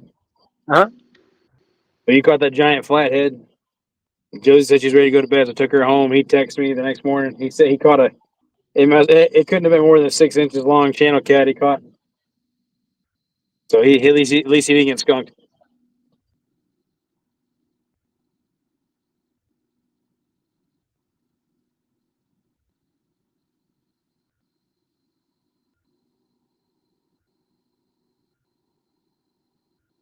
There's Nubby's catfishing. Say what's up, y'all? What's up, Nubby? What's up, buddy? Not a whole lot. Yeah, not much right now. We're dragging baits, both of us. We're trying to catch some fish for y'all, but they are being stubborn this evening. For sure.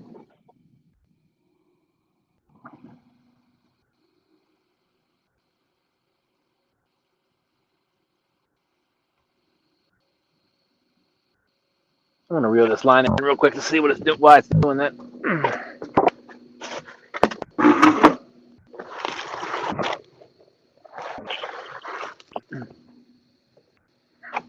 Oh. All right, come here.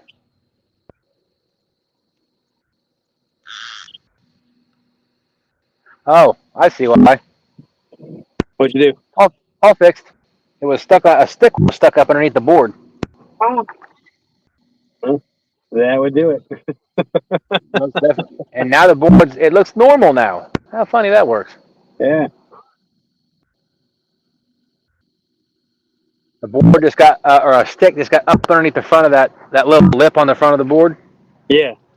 and it was just the board was just dragging the stick around. Oh. Oh, How did that not hook up? Holy smokes, man. How did that not hook up? you were just testing my reflexes on getting you on solo. No, sir. That rod was bent, buddy. Dang it.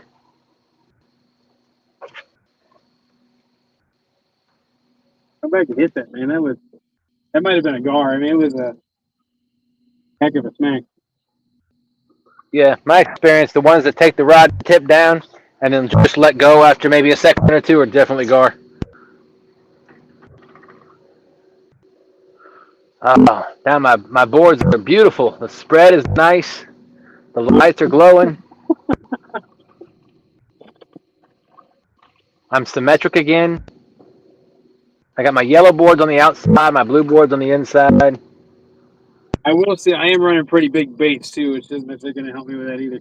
I'm sure I'm going to have a little false bite tonight. Yeah, the biggest bait I got is a headpiece. I cut everything else up fairly decent size, probably average size, I would say. About an inch width of back strap and gut pocket. Yeah, I think you took my bait there. I don't feel any resistance on this rod. Yep, no bait.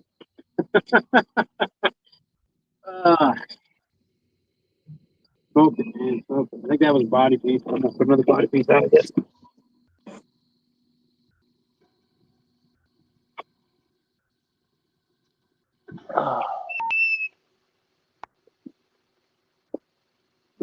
Going 0.8 and it's slow my butt down.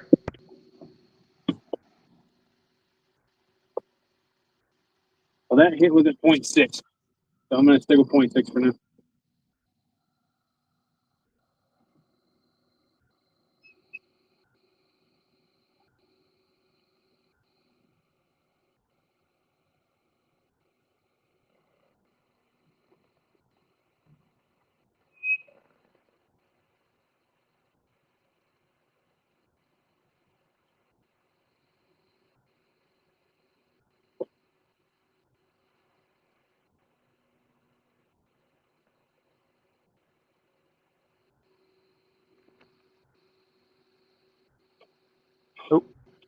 Oh, what did Debbie say?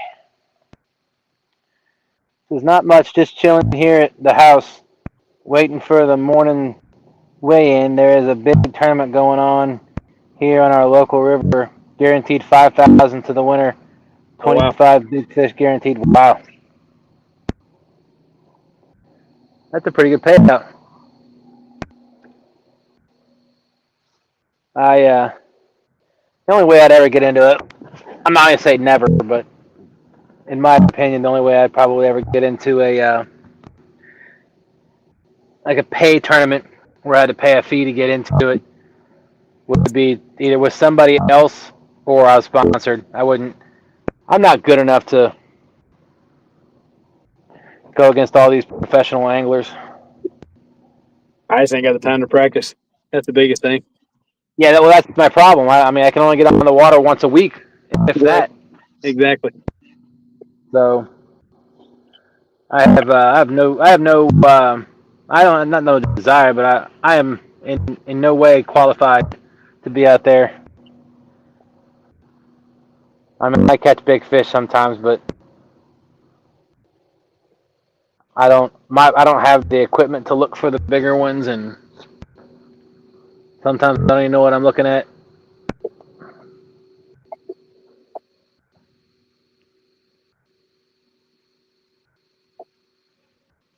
Man, this one board's looking suspicious. It's driving me nuts. I may have to reel that one in. Maybe it's a stick. It could be. Maybe it's the same problem. Maybe it's the same problem you have. I'm gonna check. I can't say it. All right.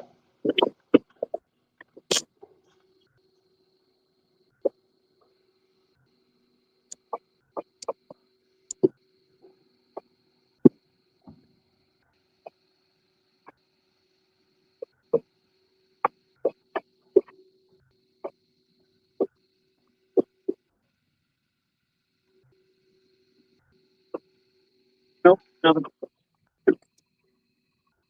Well, darn. No stick, no nothing. I don't know what that was. I don't know what the deal was. Oh, let's see. Debbie said there's 50 boats out there. Yak, where are you fishing at?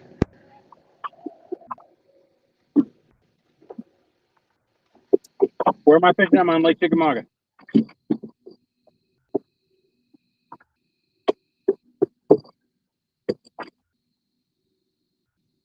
That's where Chester Frost is, right?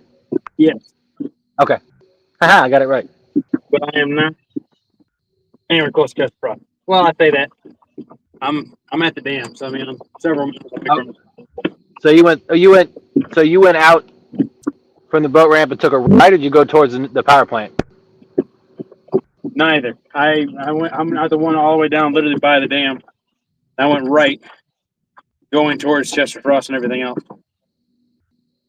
Oh, okay. So I think I know what you're talking about because that's where John and Dana Yeah. took me. They launched at that one by the dam on the upper side of the dam. Yep, that's where I'm at. It's called I Irwin. got you. I got you.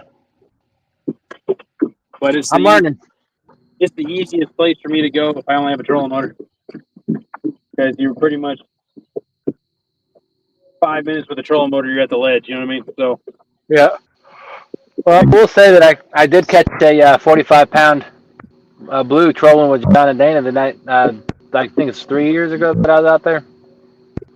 2 years ago. there's definitely been some big ones caught over here. Might be, but My people in general.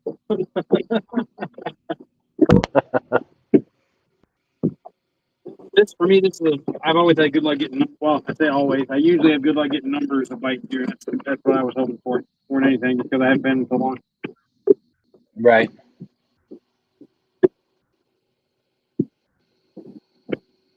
If I had the big motor working, honestly, I would have liked to drag the up at the power plant. Would have been my spot of choice.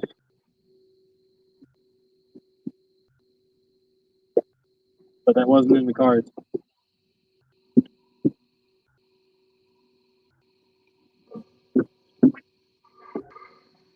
Oh boy. Nope. Time for more coffee. I'm yawning.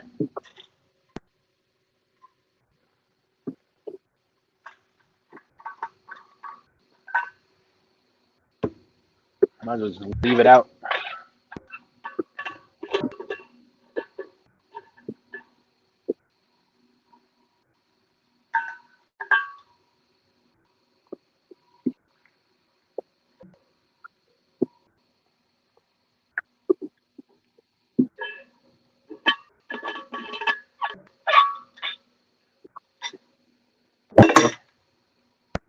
Oh.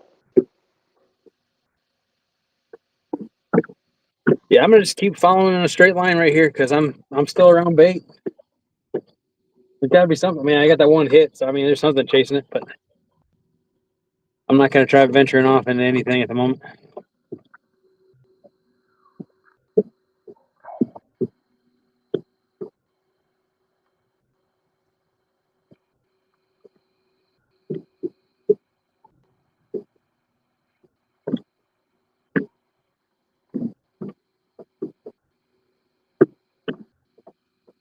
The wind has drastically picked up here. Really? I'm not getting. Not that I'm rubbing it in. I'm just saying I'm not getting any. There's no wind here whatsoever. Well, it was blowing at me at an angle across, which kind of sucks. Yeah, I talked with. I was chatting with Chris from Hooks and Hammocks earlier today. He said it's raining in Ohio. Well, we had that cooling. We had a wave of cooling come through earlier this week. That's why I was kind of keeping in touch with Bob. You know, see what I know he was going to go out, and it seemed like he said it seemed like the bite shut off. They also weren't really running any water through the dam. Like you could see all the square platforms under all the pillars, and they're not running Oh squat. wow. So I had a feeling I was wanting to bump, but I had a feeling I was going to, come do something else, either drag or anchor fish, and I couldn't really decide what until the motor didn't work. Right. Then I was going to drag yesterday, and I decided I probably shouldn't go out with just a trolling motor, without at least telling somebody, and everybody knew it was asleep. So.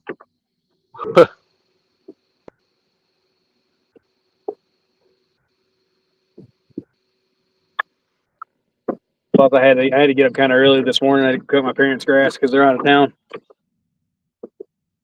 Get this, man. So my parents go up to Michigan in the summer with my grandmother, and they'll drag all their animals up there. You know, my dad got his boat, and he takes it up there, and they spend the summer up there, and they come back in the fall. Well, they were supposed to come back last week, but 3 days before they were going to come down, my dad had to have emergency eye surgery because his retina detached from his eye. Oh boy. Yeah. Well, That's scary. I didn't know this. I'm guessing you might not either. But if you have a retina detached, they put it back in place, quote unquote, with an air bubble of gas. Huh. Problem with that is you can't change elevation. You can't fly. Right. Well, the whole process my parents go through to get all this stuff back and forth every year is they drive up with one vehicle, fly back, and drive the second vehicle up. Holy cow. Well, it's the only way he can haul the trailer with all the animals, and then the trailer, then his boat with the second vehicle. You know what I mean? So, Because they have goats, a cat, a dog, and something else. And they do this every year. But yeah, no, my dad had 3 days before he was coming back, had to have emergency eye surgery. He said, and he said it wasn't. Ooh, is that something? Ooh, that's going back. That's a fish. Please, did you look up? Come, oh, dude, come on.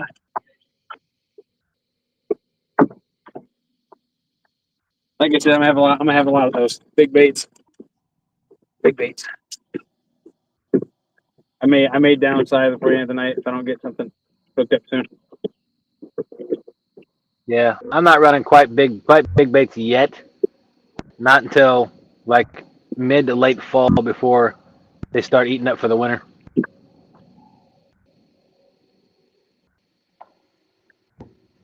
I probably should downsize 1 or 2. I got 3 head pieces on and 2 body sections right now. Like I said, I've been cutting the shad in half. Been cutting the tail.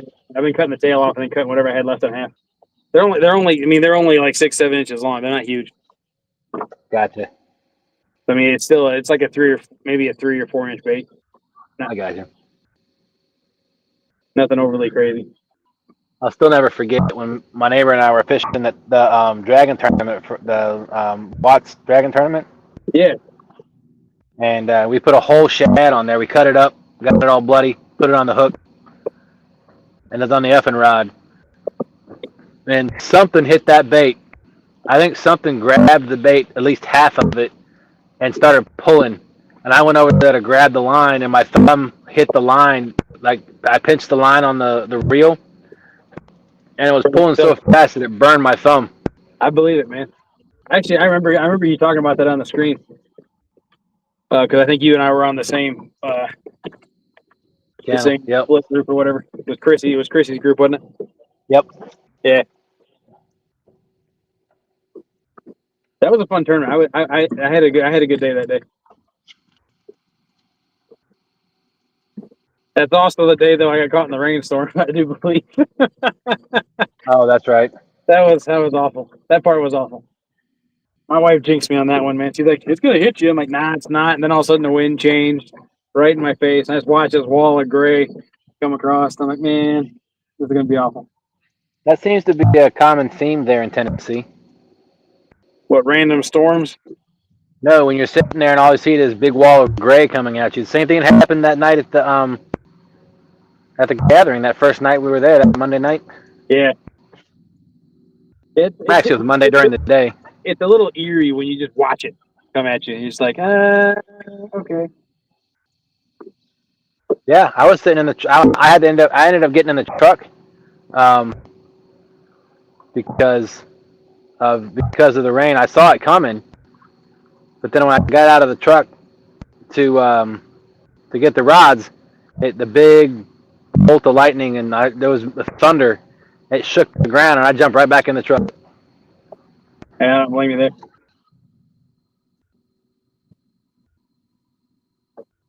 Tell you what, checking that board that got hit so hard, I wonder if I got a bait on there still. I'm coming back up on the starting point. I'm gonna go ahead and reel everything in and freshen my baits up.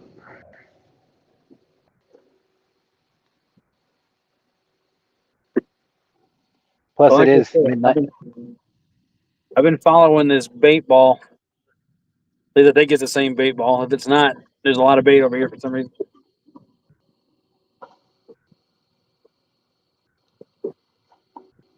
Here's that shad the big shad. I'll put up a full screen real quick.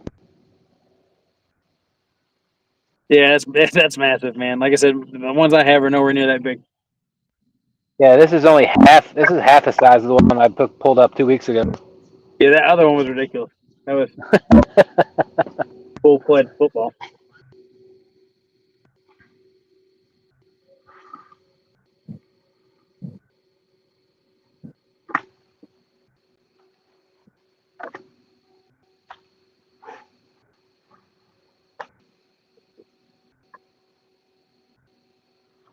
All right. Coming back to the entrance of this little. Oh, are you a fish this time, or are you a fish?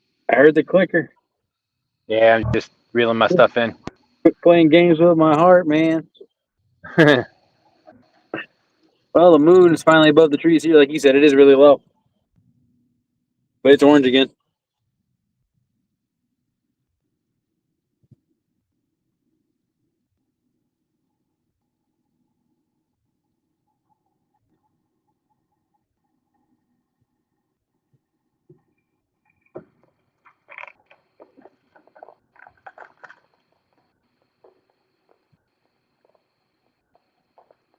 Oh, that boy's doing something weird. What's he doing?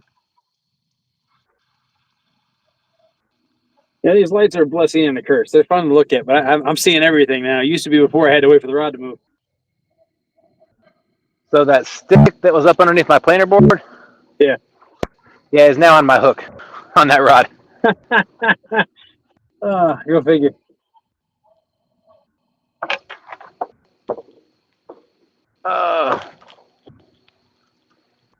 Well, caught me a stick fish. There you go, everybody. A wood trout. Probably about 5 foot tall. Looks like a walking stick, a wizard stick. Nice. Man, I was fishing with. I've been fishing with Bob a lot, obviously, but I went fishing with Bob one time. We were free lining. Well, I guess it was kind of dragging. We had baits that were upstream when we were dragging them behind the boat, and he hooked into something, and it ended up being like 12 or 13 feet worth of tree. Oh, wow. We started getting nervous though, because it started feeling wonky, like it was spinning funny or something. We legitimately thought we had possibly hooked a body for a minute. You know, we were Wow. like, what do we do if it is one of those? You know, when it was taking so long to get to the boat because of all the extra drag and everything, it was just like, what's the plan? You know. Yep. Well, the one time that Bob and I went out. What's that?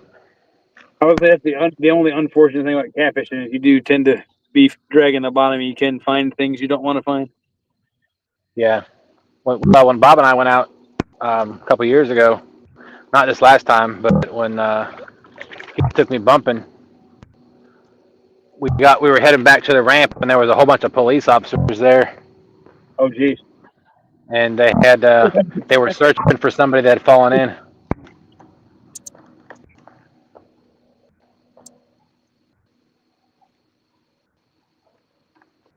Got a fish, Josh.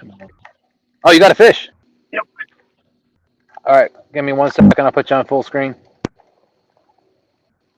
Yep, got a fish. Oh, you came off. Oh man. You've got to be kidding me. Dang. Well, I guess I won't put you on full screen then. Oh. It was on a headpiece. I still got my headpiece. He must have just had a hold up.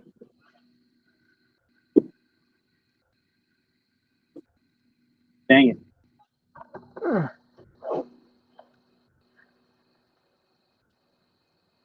What in the world?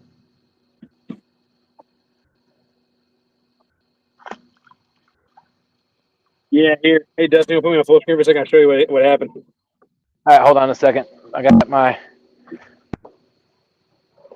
I've hooked into one of my other lines. My planer board is going on the entire other side of the boat. I'm not sure why.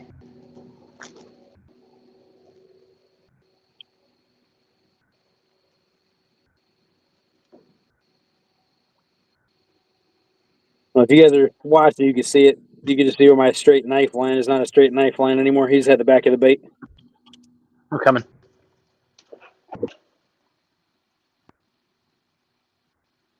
You know what I'm saying? Oh, wow. Yep. Yeah.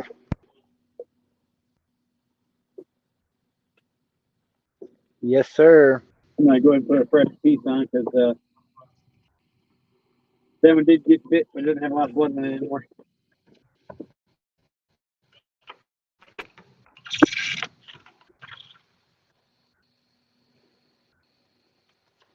All right.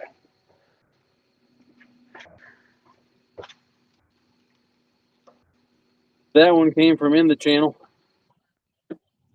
Or would have been close to the edge of the channel. Something like that.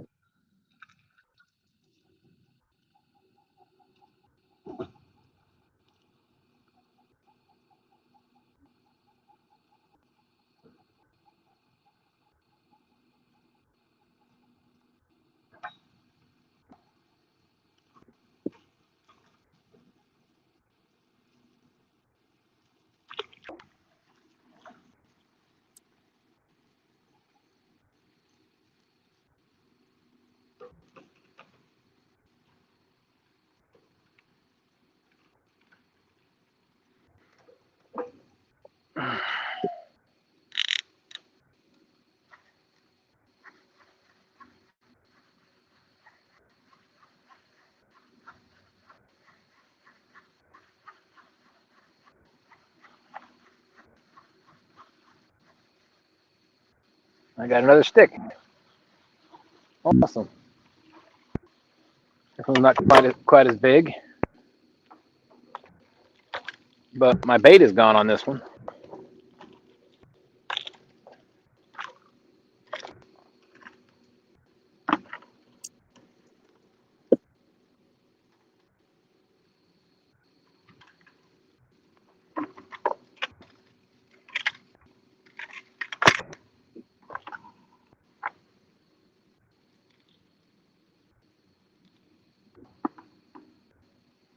I've had a good hit at 0.6 and a good hit at 0.7, so I'm on something.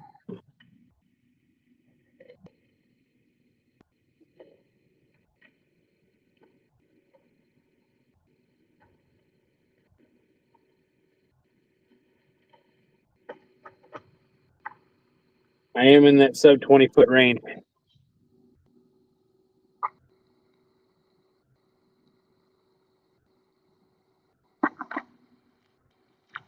Are you a snag or a fish? That's the question. All right, one more pull in and put a new bait on, and then we'll flip ourselves around and make another run. Oh, Yeah, I'm going to give those outside too about 20 more minutes before I change them out.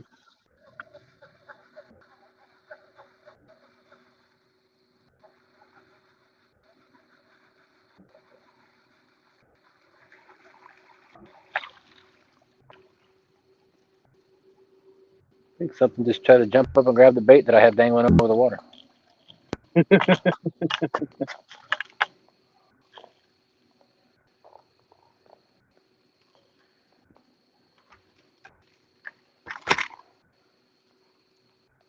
Holy smoke, that's some bait. That's some serious bait. What's I that? might I should have been fishing this channel the whole time. Looks like it. Oh, It's nothing but a solid green wave from the top of the bottom, and there's marks on the bottom. So all right. All my lines are baited up again. Time to turn myself around, do the hooky pokey. See if I can get another fish.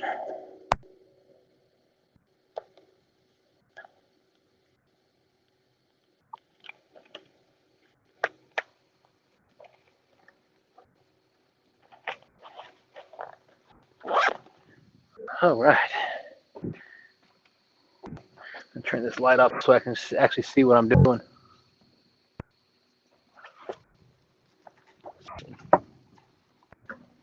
yeah, I'm definitely on bait. There's shad busting the surface over here behind me.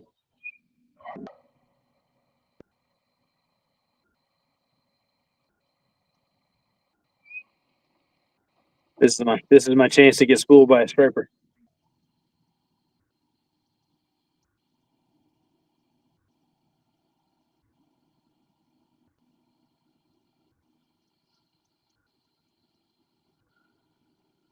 I'm glad I checked. I'm in 2 feet of water. Ooh, what? I wasn't going very fast, but I'm turning around now so I can go back because the first part of this pit it's really shallow. but I shut my light off so I could see what I was doing. I got you. I looked down, I'm like, oh, 2.3 feet. Awesome. Right. I'm glad my boat has a 16-inch draft on it. Right.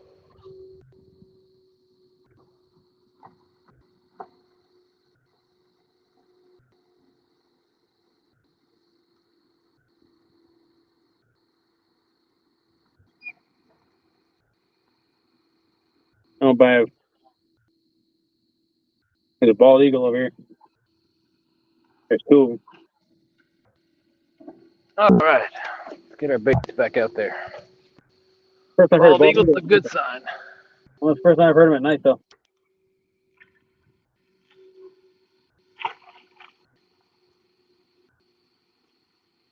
I mean, it's kind of weird, you know? Must have. Something must have walked up on his nest or something.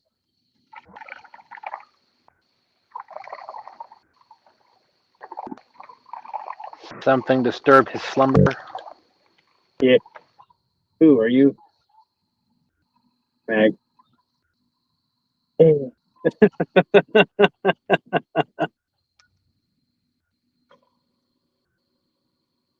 that moon sure is pretty, though. It sure is.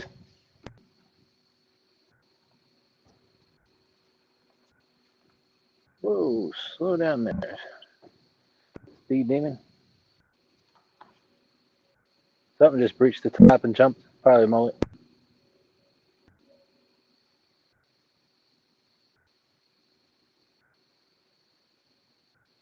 Man, so I've never actually held a mullet until this past trip to Texas I took. And, dude, they were thick, man. Yeah. Like you see one, there's like 40. You know what I mean? Like it's not a. I never saw like a single mullet just swimming by itself. It's pretty crazy. Oh, And, yeah, they're definitely a school fish. Yeah, but we caught some that were finger. They call them finger mullet from the smaller ones or whatever. Yeah. Caught some of those, but then later on in the day, we were trying to find more finger mullet, and all I could find were ones that were like 12 and 13 inches long, and there were still like 40 of them together at a time. It was crazy, and they're like 3 inches around. Yeah. It's just weird. It's a weird looking fish, and they're very. I wouldn't imagine them to be that textured. You know what I mean? Yeah. For their skin, I definitely was expecting something slimy and slippery.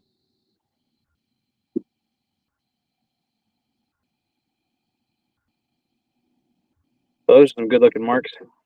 15 foot of water. Are they really my plane? Take it.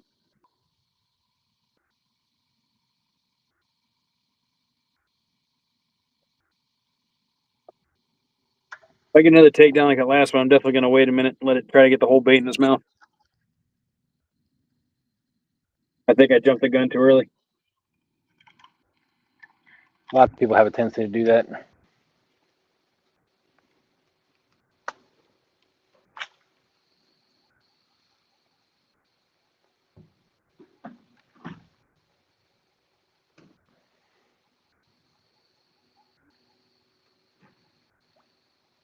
I told Shanna, Freddie sent us some line to test out for him, and it's a dark blue, almost a purple color. Uh-huh. He's like, "Wow, that's pretty." And she's like, "I can't wait to use that." And I said, "Me neither." She said, "Why?" I said, "Because you won't be able to see it when it's bouncing, so it won't drive you nuts." She wasn't exactly happy I said that, but she did tell me I was wrong. So, oops, nice.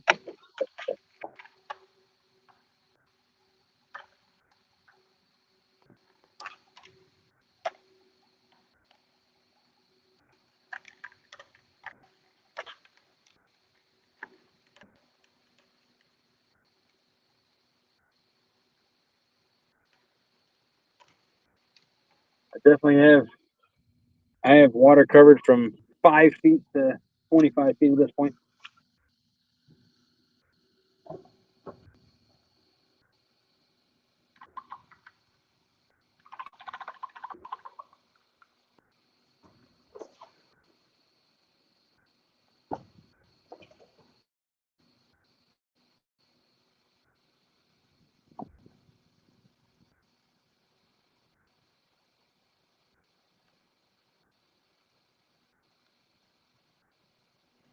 Oh crap! Oh crap! I did it again. What'd you do? I left the spool open. Now one of my planer boards is gonna be like 75 feet away from the boat. Oops. Good thing it's the outside planer board.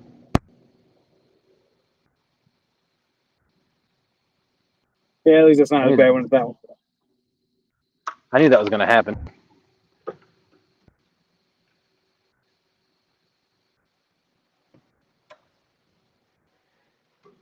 Oh.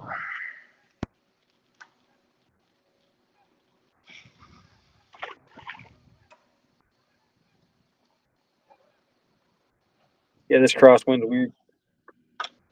Ooh, what are you? Are you a fish? Or a snag? You a fish? You a snag?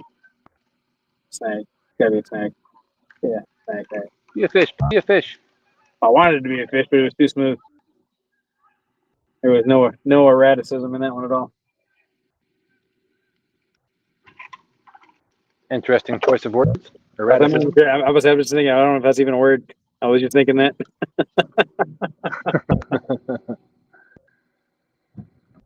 There was nothing erratic about that takedown. How about that?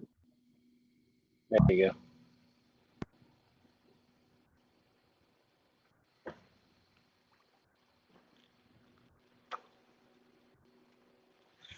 Yeah, I'm really digging these planer board lights.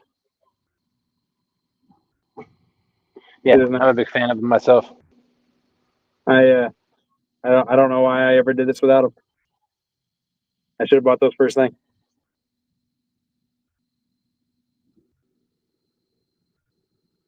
I will say I don't have all FOA planer boards. These are Parks planers. I got one of them at CatCon last year, or the past year. And they got a hole to put glow sticks in. Those lights fit in there just perfect.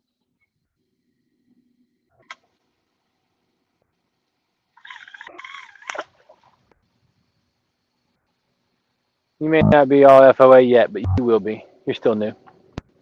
I have FOA, but I have a set of the smaller ones, which I love to suspend drift with, and I do have one set of the large that I have not used yet, but it's on my list to do. What is that? What did I go over? That's funky looking. I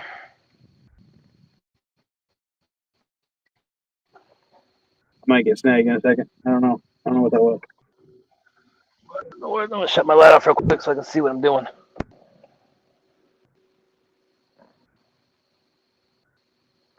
That's the entrance.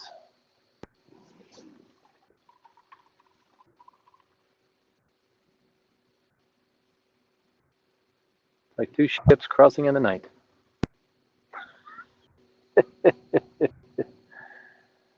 uh,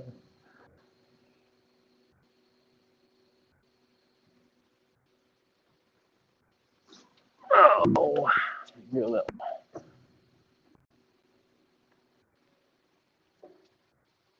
Ooh, what are you? What are you? What are you? You're going fast. Snag. Darn. That was something solid, whatever it was. It wasn't spongy.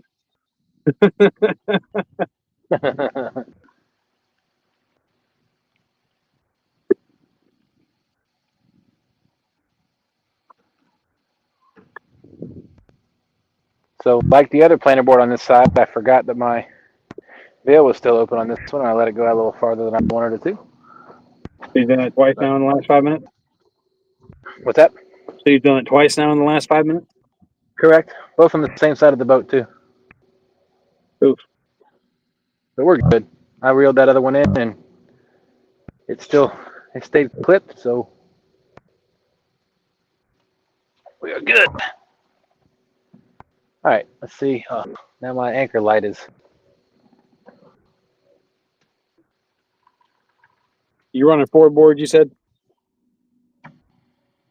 Correct. I usually run 4 boards, and then 2 straight out the back. One shorter than the other. Yeah, I'm only running 1 straight out the back today. I got to figure out what to do with this stern light, because unless I suspend a rod off the side, I have the two outside rods end up straddling the stern light. I'm not a fan of that. Yeah, mine's doing the same thing. I really, really, really want to find a way to get it to attach to the pulley or the top of the tow bar without affecting the integrity of the tow bar. Right. Yeah, I got you. Because I mean, I still want to use this for the family if I can, if I ever get it cleaned up to take them, tubing and stuff. So I don't want to completely ruin the integrity of Sure, no, what I I get want that. it to be used for. I definitely get that. I know they make those little 1 foot or 2 foot ones that people use on the back of their bimini tops, which I don't have a bimini top on this boat yet. I have one 2 foot on it, but it originally came with one of those convertible. I think it's called a convertible top, where it attaches to the top of the windshield and goes back. Oh yeah. And I really would like to get another one of those, or maybe buy the snaps and make the one I have into one. If I did that, then I could get one of those stern lights that went on top of the bimini and be fine. Because I don't know where you're at in Tennessee. For sure, the stern light has to be the tallest light on the boat. Yeah, it's supposed to be that here too. We've actually got when Sean and I got stopped one time on his boat, we had my Compex light sitting up, extended to the full 12 foot, and then his stern light was, of course, out the back, up on the back, and it was only like 3 foot tall. Yeah. So were you running the Compex nonstop? Yeah. Yeah. What did they say about it? They just couldn't do that no more. No, well, they said by law your back white 360-degree light needs to be the tallest light in the boat. They give you a ticket or anything So, for it? no. Oh, cool. No, so all we did was just lowered the Compex light, I so got it you. was lower than the stern light or equal to, I got you. and then kept going. Yeah, those DWR folks, those two guys, they actually ran into Sean's boat when they were trying to get close to us. Oh, great. Yeah.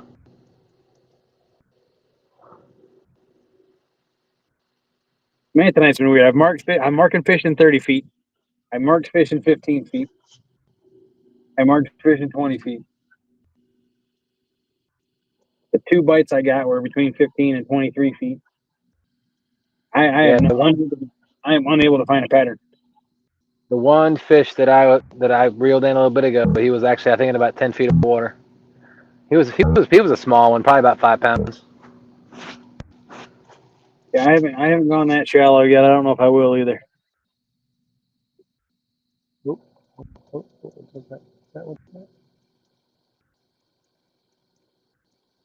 Got a planer board acting funny. I will say I'm not marking anything big really. Most of what I'm marking is fairly small.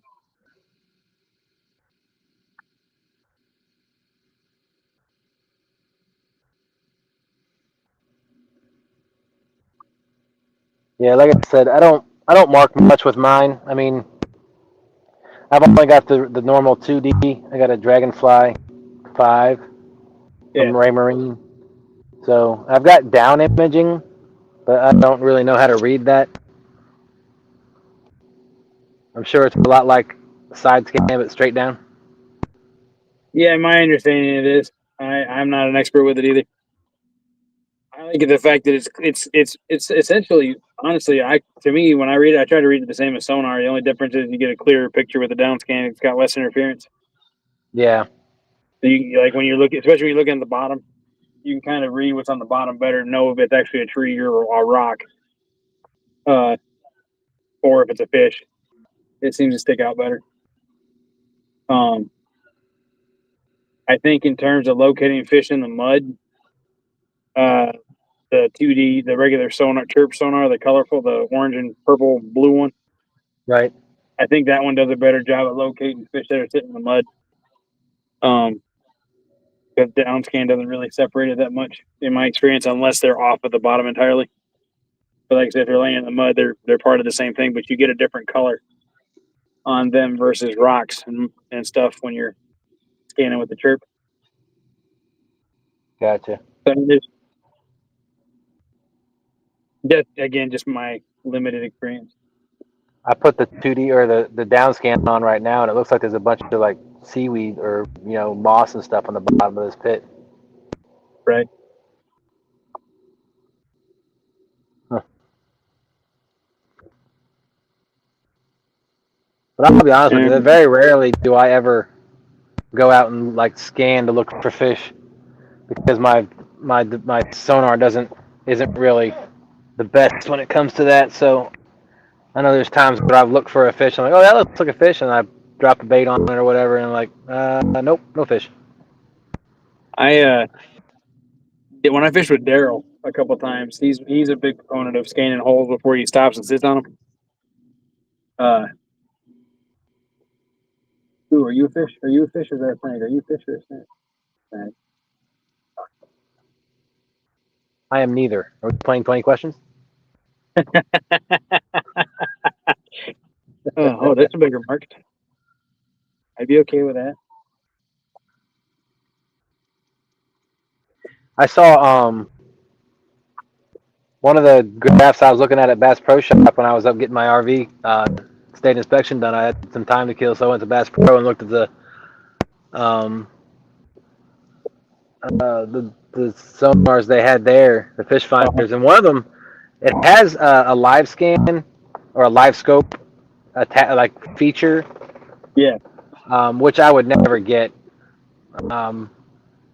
But it also had a 360 degree image, so it's really good if you're sitting still, and it takes wedges, like 30-degree wedges, and then it pastes them together in a circle, so you can see right below your boat what it looks like.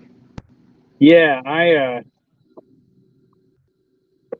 at one point when I was like, oh hey, if I ever did get live imaging, what would I get? To me, the 360 scan would be more of what I would use. I don't like the idea of sitting in one spot and just pointing something at something, look at it nonstop. It would drive me nuts. Right. But like if I was trying to find a certain tree and I was getting blown around, or whatever, and I could see where that tree is in relation to where I'm sitting at that exact second. Obviously that's from like a bass or walleye fishing perspective, Or like I think that would also be handy if you were trying to chase bait fish that was swimming around in a circle around your boat, Yep. I think that word works better. What really kills me is the guys that they buy two of those, so it's recording. They have one recording, and it gives you two wedges at once, so it reads faster. But you're looking at like $6,000 for that. You know what I mean? Like, geez. Yeah, that's crazy. Yeah, I can't justify that. And to me, I mean, too much of that kind of takes the sport out of fishing. I feel the same way. But I mean, if you're in it for money, I can understand trying to be at least the same level as some other people. But then you think about it, almost always there's one or two people that don't have hardly any electronics that end up in the top 5 or top 10 at least, like consistently all the time. And that it does go to show you know your lake or know your species of fish you're chasing, know what they do, and you do just fine. And even then, a lot of those guys that have all the extra graphs, they might use the one graph for 15 minutes to do one specific thing and then change the other graph for something else. Like they don't actually use the same thing all day typically. Right. And so for that, I can kind of understand, having multiple tools to do specific things. But again, for the standard angler, I think it's too much for sure. And I don't think it's justifiable. At least not for me. Absolutely.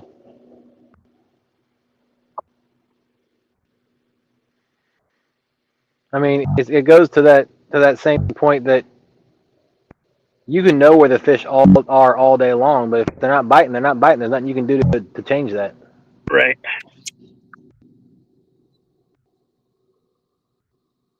But I was watching on one of these lives she did for she was doing her tournament series. She had Ray Ferguson and his wife. Oh, can't think of her name. Yeah, well, he had them up on panel, and they had live scope, but they were looking more so at structure. Like they were able to see a brush pile, and he was able to see what he put his bait right in the brush pile. Right, and like I said, for some of that stuff, if that's what you need or want to do, I get it. But at the same time, I watch videos all the time of guys like Spencer that you're in a kayak with no fish finder at all, that go find a tree and just shove it in, and make it work and catch fish too. Yeah. Well, he's able to read the. He's been doing it for such a long time. He can read the river and say, okay, well, there's a brush pile here, or there, the water's moving funny over there. There must be a tree or a tree stump or something down there. Right. Ooh, that's a nice looking mark. I bet that's a sturgeon or a gar.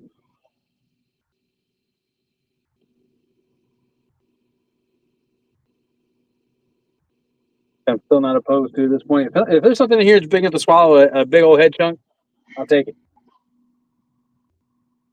I'm not picky. Yeah.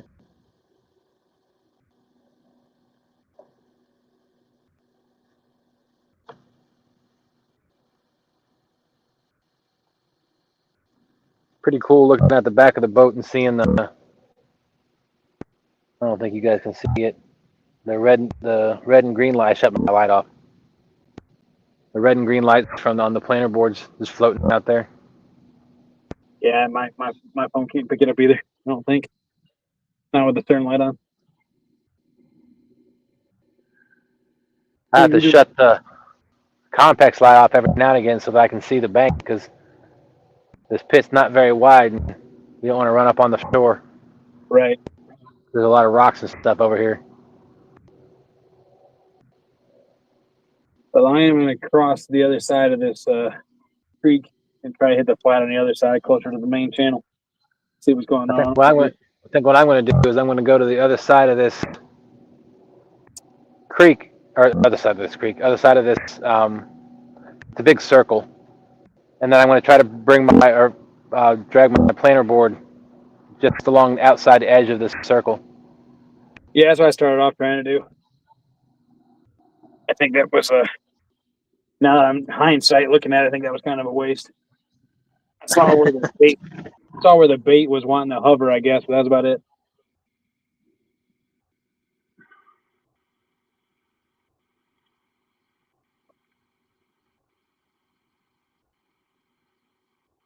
Oh, somebody said something in chat. Let me see what they said. Sappy, Sampy, hey, he's back. what's going on?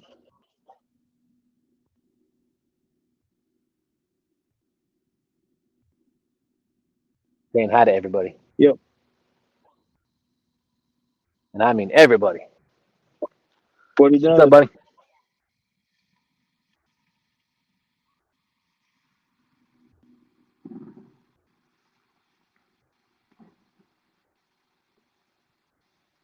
I was supposed to go fishing with Sampy, and I still haven't had that opportunity yet. I need to go, but I need to get the boat working all the way first.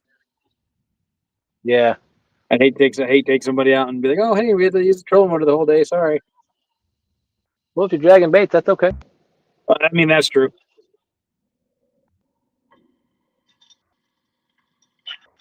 Ooh, you could have been a fish. You definitely didn't hook up though. Lame.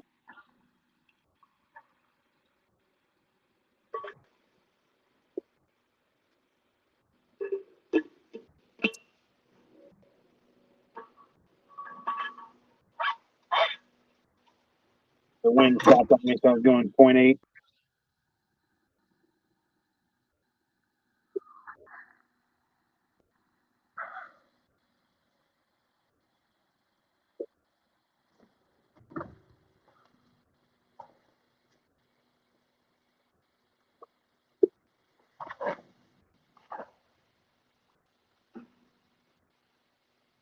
Yeah, I'm still marking a ton of fish at the 20-foot mark. I'm definitely going to get out of this hole.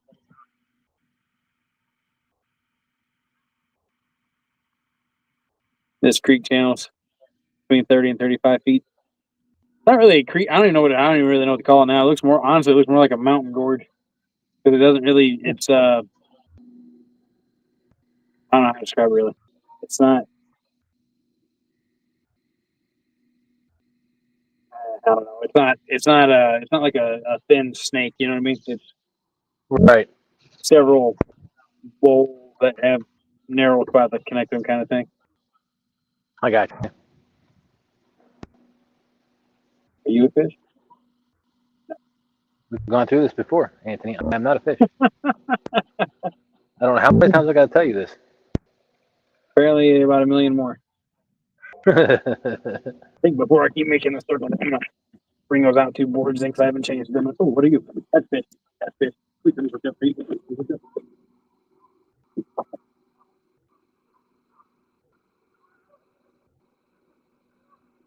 Got you on solo. I got a fish. Hit the fish. Awesome. Keep it hooked up this time.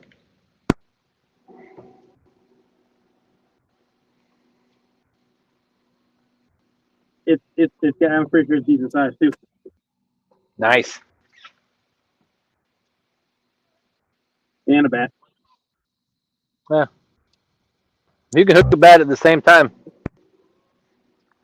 Good on you. Right? Yeah, it feels like a decent fish.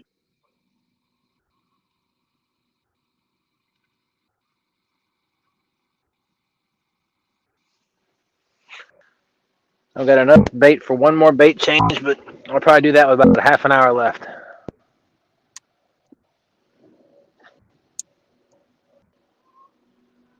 Oh, yeah.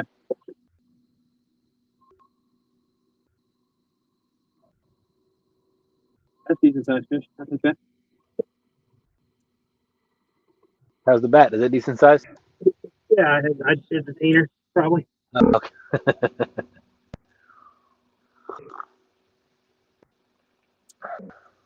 Yeah, 30 pounder.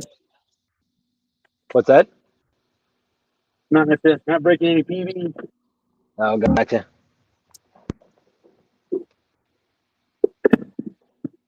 Wait, are you a flathead? Ooh. Hi. No, you're a blue. You gotta be a blue. You're awful funky color if you're a flathead.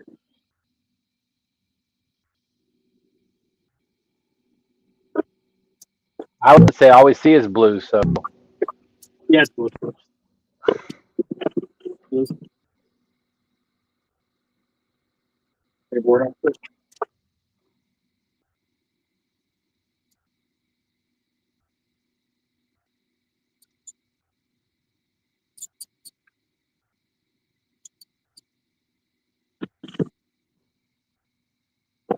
Got him with the old 12-aught river sticker on the headpiece. There you go. Come on, miss it. There's a big log out there going right towards my Oh, planer nope, board. I lied. This circle hook. This is Stop lying to us. This is the one Play with our emotions. This is the one I broke off earlier. Had to put a old rig on.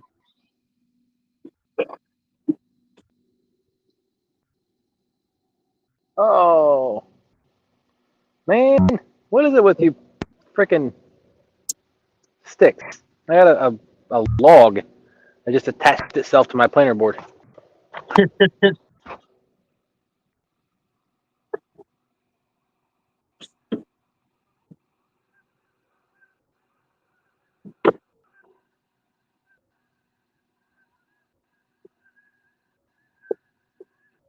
He wouldn't get anywhere. I had this whole entire jawbone in the side of the circle hook. Jeez, come on. Oh, jeez. Yeah, he wouldn't get nowhere. Calm down, buddy. Calm. Oop, heard that.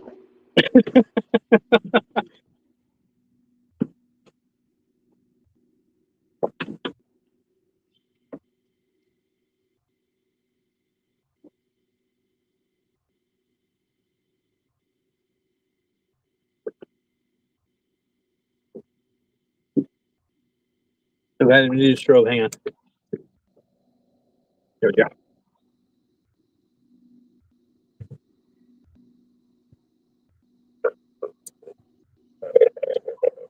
There you go. There's a fish. His mouth, his head is kind of flat. It is, but it's definitely a blue. Absolutely. Nice. Hey, Skunk is off the show. yes, it is. 12:52. That's when you caught that thing. Well, 12:50.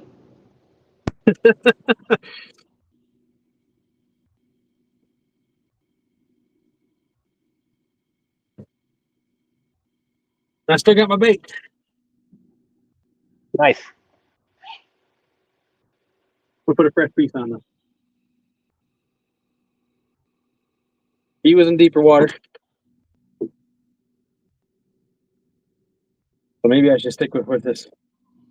I'm coming up on another branch of this creek arm. And it goes out to the main ledge. I'm going to follow it out, I think. Ooh, are you a snag or a fish? Snag. Don't say it, Dustin. I wasn't talking to you. Yeah. Wasn't gonna say anything.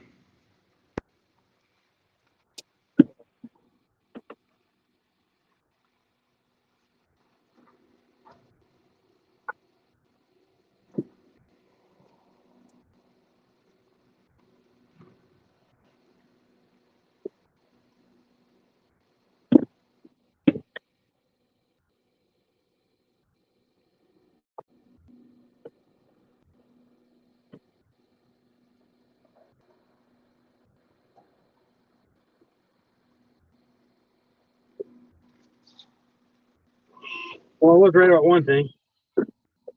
What's that? That if I use bigger baits, if I ever do hook up, it should be a decent fish.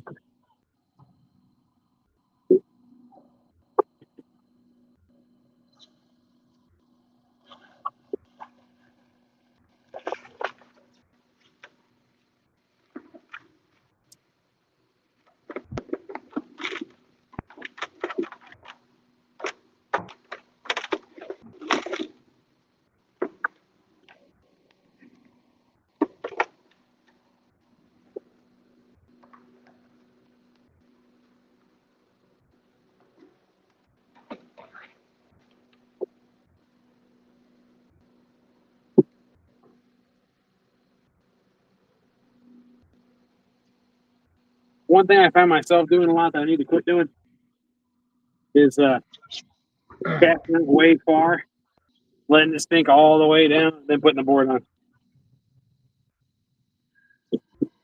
What's the alternative? Well, so I'm only fishing 30 feet of water, right? I don't need to have 60 feet of line behind the planer board. I don't think. I agree. Unless you know you're going through 50 feet of water at some point.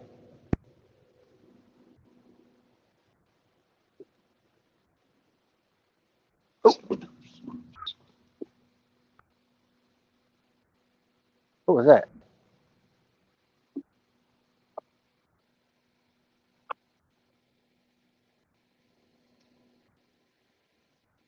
My rod tip just started shaking like crazy. Gotcha.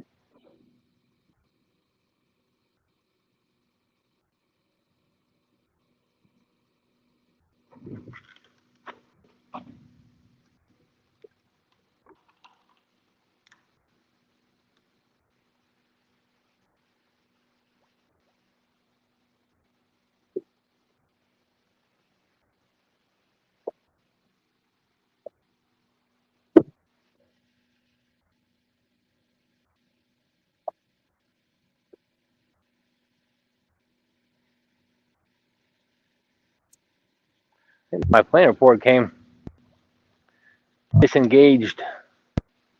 Hate it when that happens.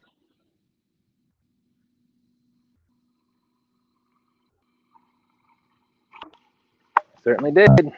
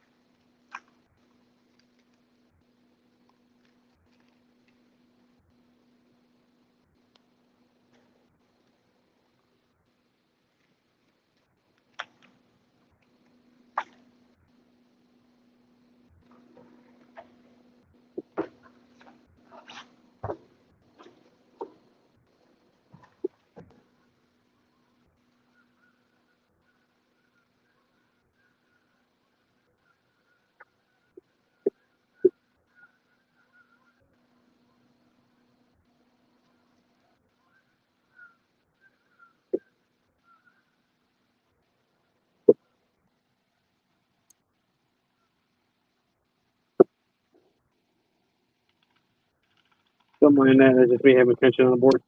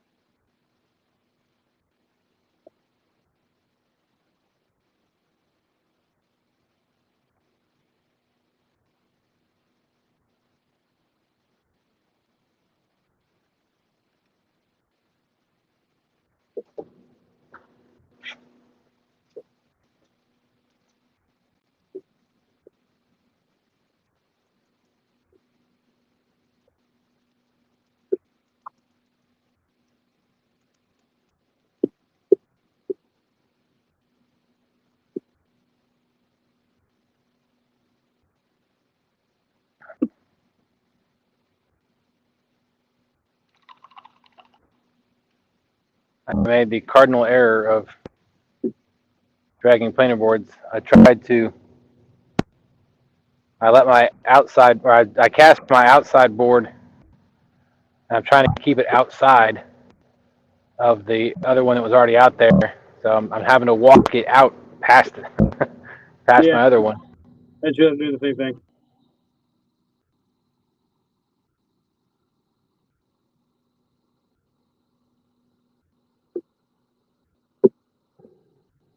Trying not to get it hung up. Yeah. I'll let it sit there for a minute and see what happens.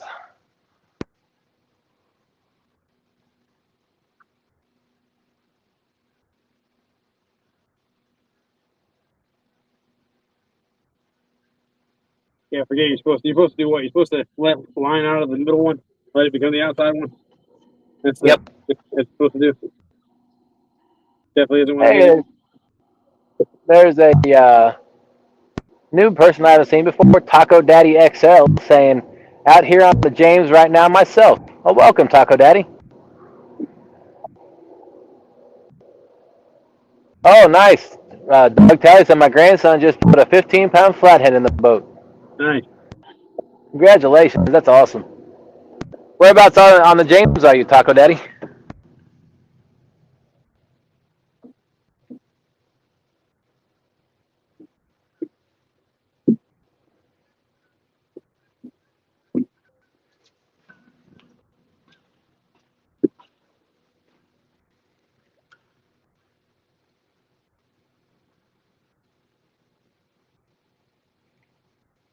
Let's see if I do that red and screw that up from the side.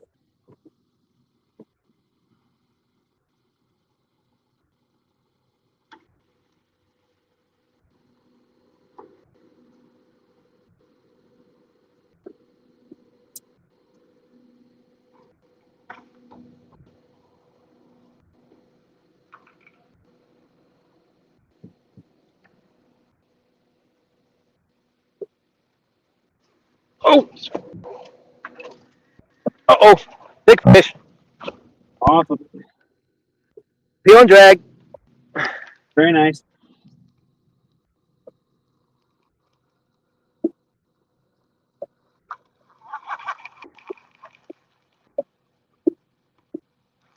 Maybe. Yeah. Maybe he was a big fish. He's still on there, but we'll see. Ran like a big fish, huh? He was peeling and drag. That's all I heard. Okay.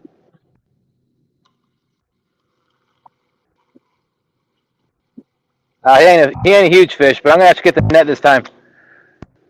But you'll never guess what I caught him on. A flashing rig? Nobody's ever gonna guess. That is correct. You guessed it. Dang it. It's almost like a fish with you before.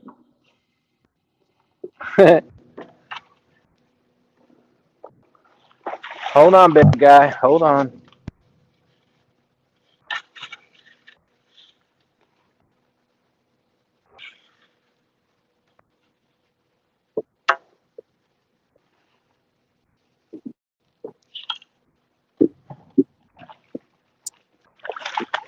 Ooh.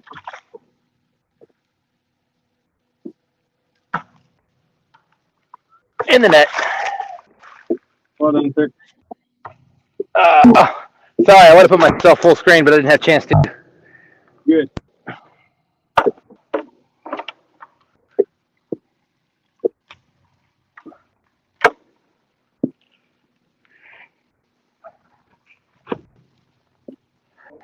A little blue. Just the blue. Huh. Woo! Alright. Skunk is officially off this boat now. Make sure I'm not hitting land. Okay. I'm good. And that was not on a board with a planer board or rod. That was a one of the rods straight back. Nice. I caught somebody's old crappie rig. Say crappie rig. Very tiny lines. I hope it's what it was for. All right. He's not a bad fish. He's probably a teener. Did you weigh that last one you caught? No, I didn't. All right, well, I'm going to weigh this guy. I should have, I guess. Sorry. Oh, you're fine. If I can find my scale. There it is. I'm going to get him on the grippers.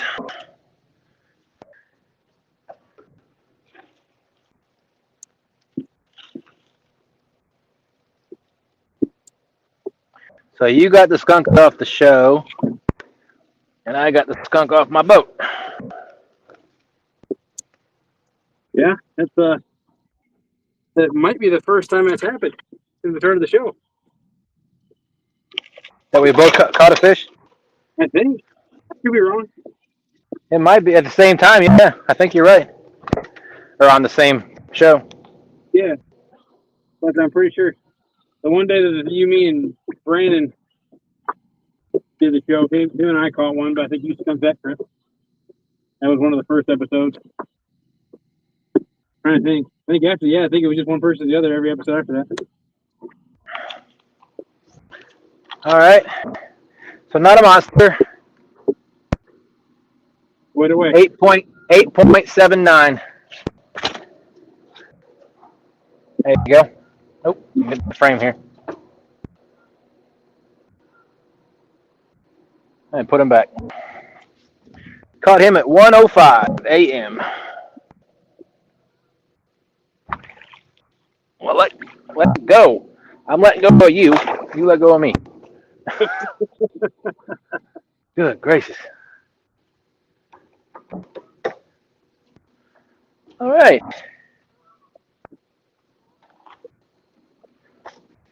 Another fish caught. Another successful adventure. And I kept the bait. Look at that. Well, darn. After all that tugging he did, he didn't even get the bait. And I'll say this is an easier one to get back out because it's straight behind the boat. That definitely helps. That makes it help. Yeah, definitely helps.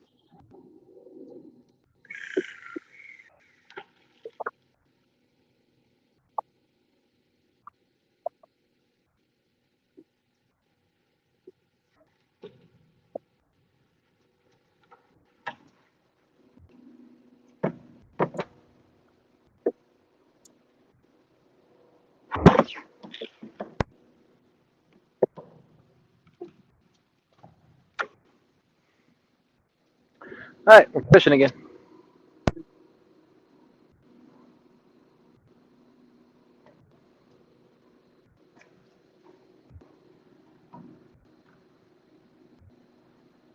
think somehow I managed to tangle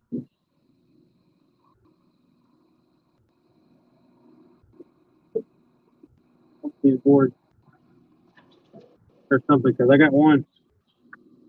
You know, normally the furthest board drags out the most, right? Yep. That is not the case.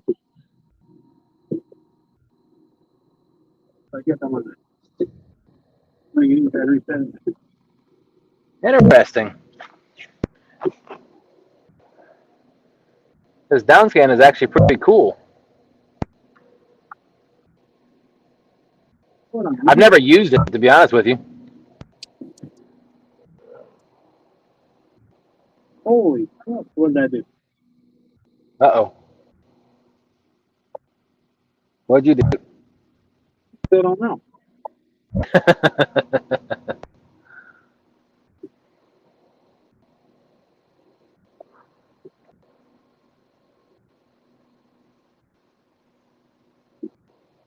Must have twisted it when I cast it out to let it go out or whatever. Right. Because it was wrapped around the planer board twice, the stem where the clip is twice. Oh, wow. Yeah, I really don't know what it is. So weird.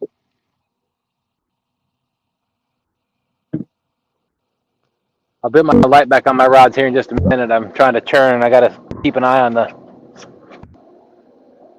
land on the beach.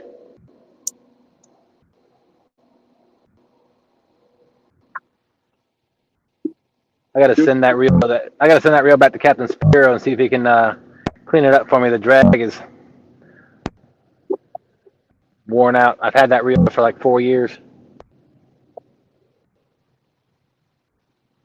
Well, 4 years, I'd say it's served you pretty well. You're just not having the maintenance. Yep. Because you go fishing a lot more than I do. Not much more. Not recently, anyway. That's fair.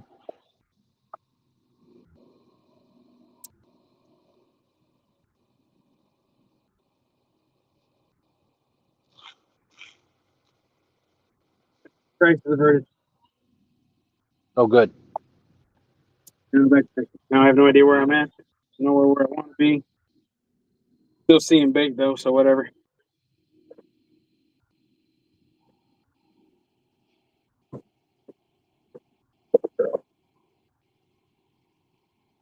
The only thing I didn't get done that I wanted to get done with this boat, this last go around of me doing stuff, was I really wanted to get that EVA foam floor put in, because this PVC is so smooth. You start getting some catfish slime on it, it gets really slick really quick. Oh, yeah. I would have had it on a long time ago, except that seems like every time I was going to work on it, it rained. And then when I decided I was going to rewire it to move all the batteries to the front and everything, I was like, well, I don't want to put it down. I just have to rip it up to get the floor up.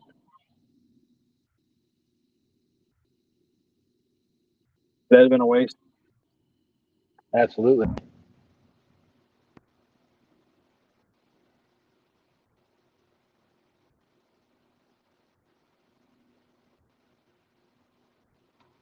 think my outside board on the port side has come off. Once I get straightened up, I'll find out.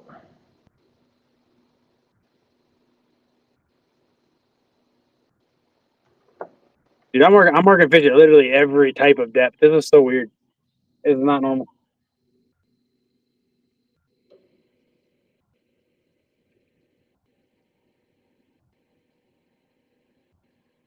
Probably because they're not running current.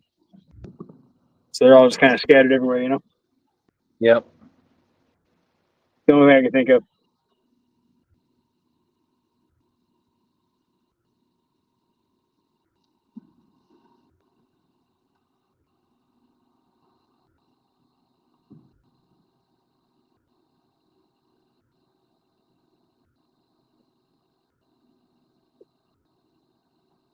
But hopefully, I'm hoping I can get that idler. I think it's an idler. That screw, I got to figure out what it actually is for. But I'm hoping that I can figure out that, because then I should have the motor full fledged, and then I can go to a couple different spots. I still want to drag Skull Island at some point. but I really got to have a motor to get there.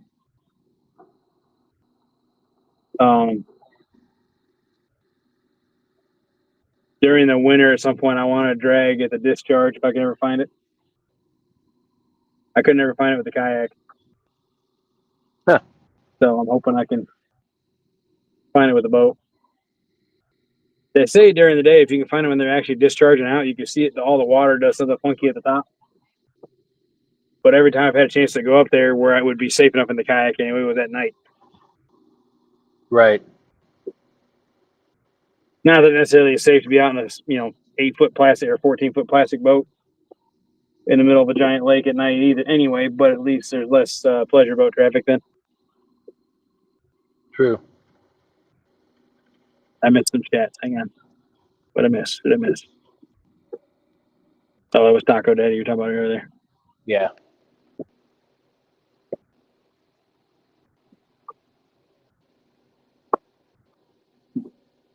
I really wouldn't mind catching a flathead this year either. I don't think I've caught one yet this year.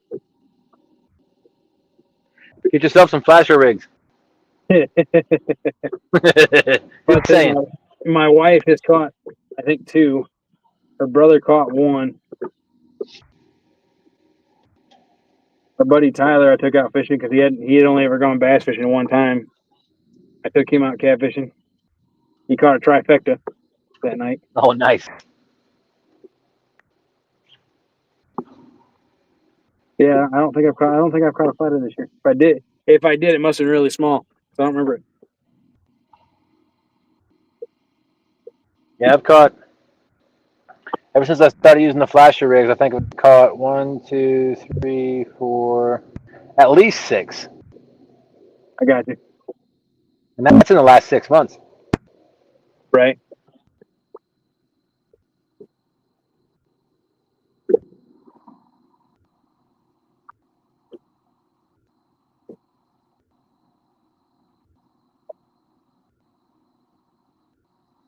I'm gonna reel that outside line in and see why it's acting funny. Oh. But I'll replace it with the.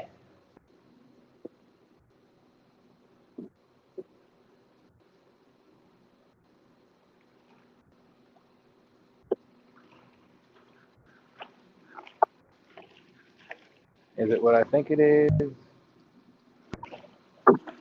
Another stick? No. Well, I thought it was popped off, but it wasn't. But it's just, oh, it's caught up in my other line. That's why. Got you.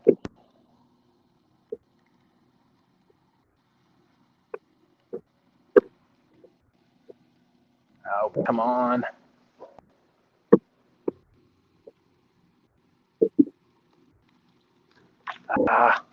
Bringing the planer board wrap around on all my other lines.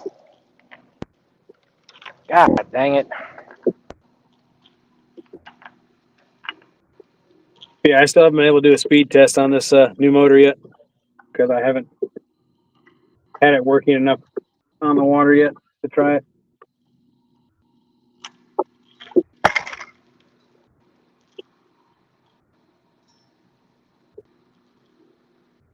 I will say I'm pretty impressed though. I expected it to.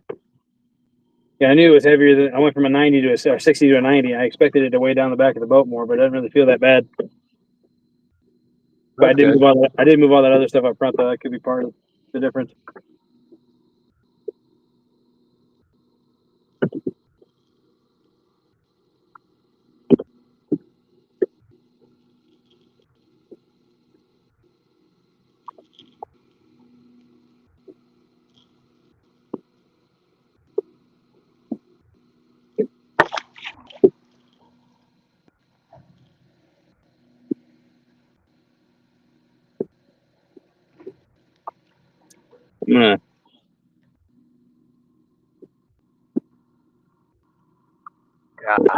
I'm almost back out to the ledge, so I'm gonna go down it. I think. Planer board got wrapped up in all my other lines. Ew, that's awful. I'm sorry.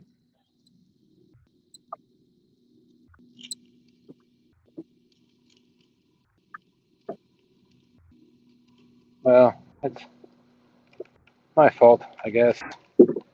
Not that I can blame it on anybody else anyway. I guess that's fair.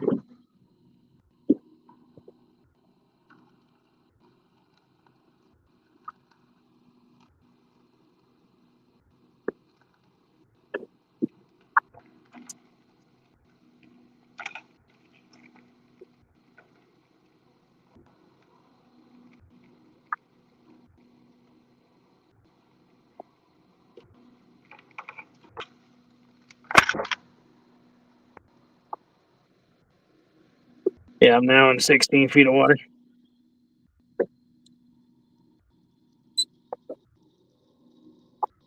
Okay, good. It didn't screw up. It didn't screw up any of my other lines. It Are just. you a fish? Are you a fish? No. All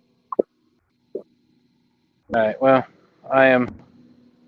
It is 1:15, so since I've got these 2 lines in already, I'm gonna go ahead and freshen up those baits.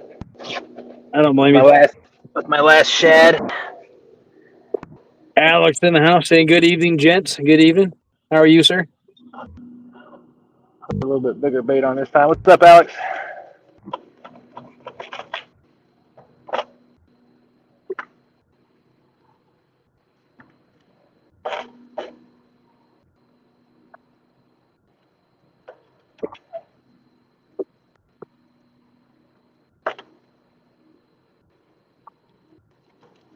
Yeah, you were talking about the blood moon earlier. There's supposed to be 2 more big anomalies this year. If I remember correctly, I think it's supposed to be a couple of supermoons Oh, before the end of the year, and there's supposed to be I forgot what the other one's called. There's some other weird something with the moon.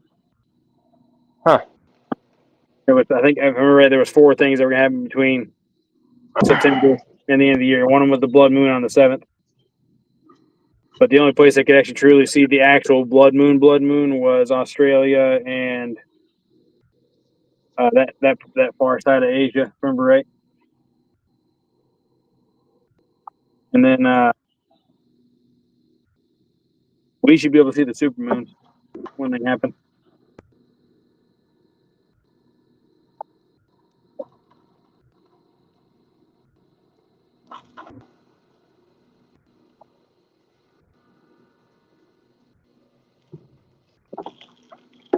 You know what's crazy? I have so my backfish finder has an old Navionics chip, right? Right. The one I just got has the U.S. water map, something or other, some one of the other ones. There is so much difference between these two. Like they're similar in the term of certain things, but the new one I got is much more detailed, GPS wise and topography wise, than the other one.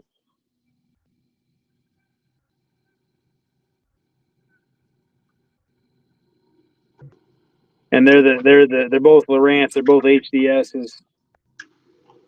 But the smaller one in the back is just older. Gotcha. It kind of blows my mind how much difference there is. But I mean, they're measuring the same topography. You know what I mean? I wouldn't think it'd be Right. that much different.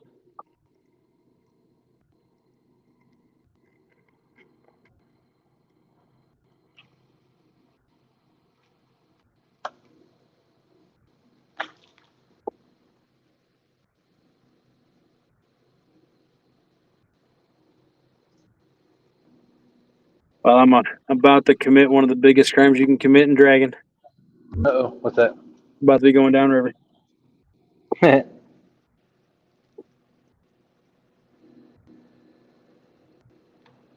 I said, I'm just hugging the flat next to the channel ledge.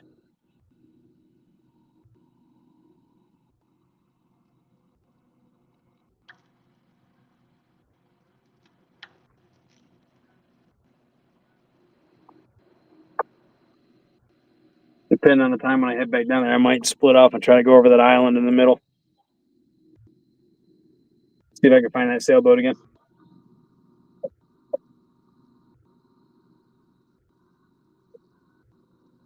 First night I was dragging from a kayak, I was fishing that island, and I actually snagged into the sailboat. That was pretty crazy. Huh.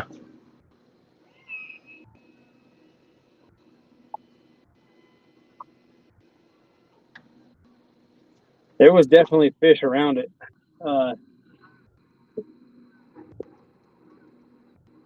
For sure. I don't know if I'd think it probably the best bet would have been trying to jig for him, probably.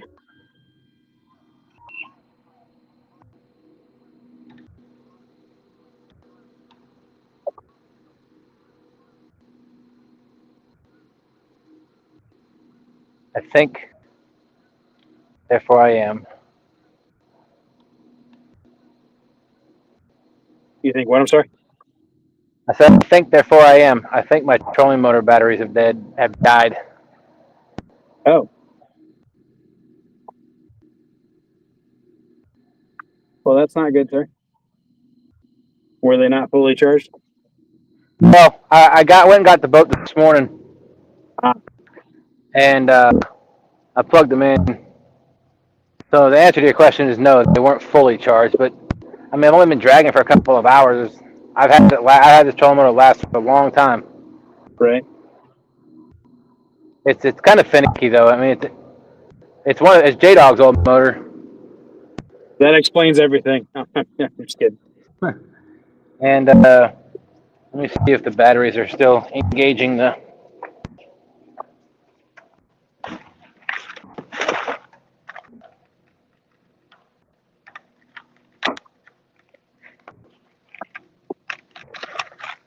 It could be that the battery cable just came loose, which I don't know that that's the case because there's nothing been messing with them down there. But That was the never other thing I meant to tell you when I was messing with that stuff earlier. My negative battery terminal was crazy hot. And I think I figured out, and it's supposedly supposed to signify a short. I think I figured that one out, though. I had installed a cutoff switch back of the boat, and I didn't put the plastic backing piece back on, and I had it resting like, really close to some aluminum. So I think it was arcing. Oh. But I just couldn't see it because it was covered, you know what I mean? Yeah.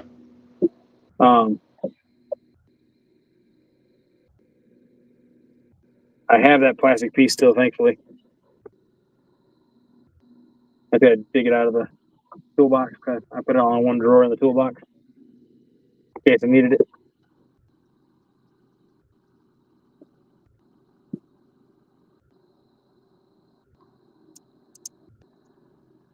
Oh, there it goes working again. All right, we're good. Woo, all right.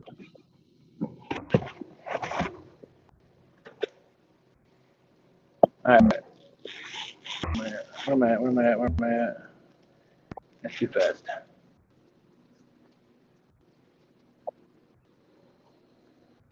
Whoa, God dang it. Jeez Louise. You leave it open again? Yep. This entire time I was messing with my trolling motor, talking to y'all. That's it. How far back is it from this time? I could barely see the light. Wow. That's pretty bad. But, I mean, it makes sense. Now, granted, I wasn't going all that fast because my trolling motor wasn't actually trolling, so. It could have been way worse, what you're saying? Yes. I was still moving, just not very fast. I got you. So I'm reeling it in nice and slow now, trying to get it at a decent distance without popping the board off. I got you.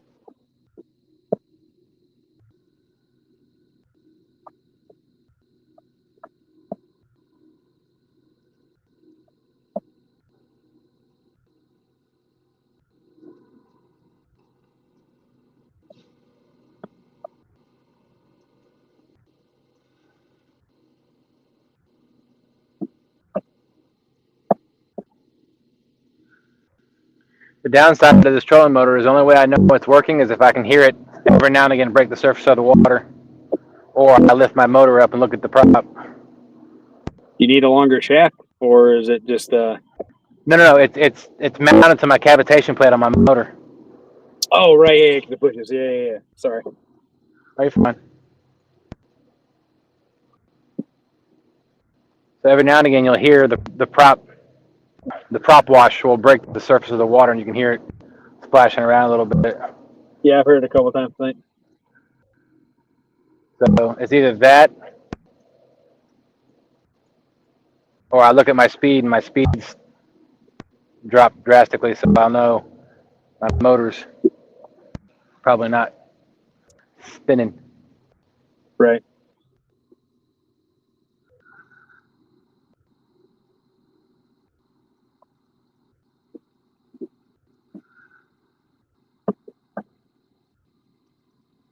I can tell I'm moving now because one of my back rods is like dragging across the bottom.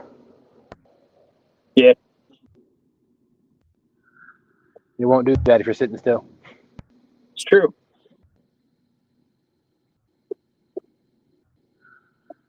All right. So now that one is fixed. Now let's see if I can get this one out here, and then hopefully my trolling motor will maintain its life until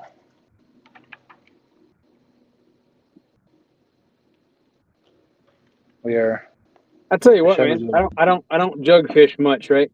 Only ever done it with friends or whatever. Oh wait, what are you? You're going to the back of the boat. That's snag. Never mind.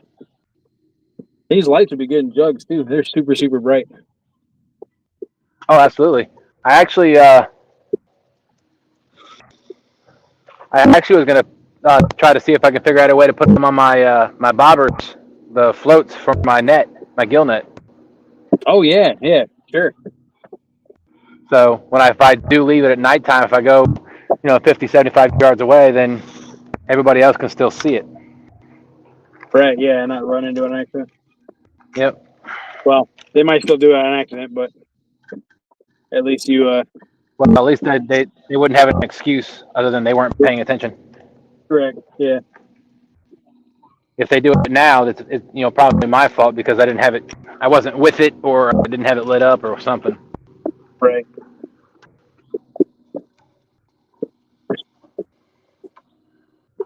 All right, I'm gonna leave the bail open. We're going good speed. Keep an eye on it this time. All right, I got 29 minutes. Trolling motor batteries don't fail me now. Need to catch another 30-pounder, Justin. Yes, absolutely. I need to catch another 60-pounder. That would be nice. Close I've gotten to 60 to 56.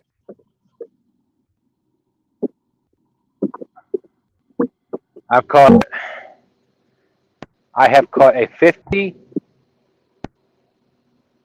a 55, actually two 50s, a 55. That's the only ones I've ever caught that are above that 50-pound mark. Yeah, I just have the one. Actually, I'm thinking about. I guess that 46-pounder I caught that was my second biggest fish ever. Then I caught a 40. That was also this year. I've caught multiple 40s. Yeah, so I think I got two 40s this year.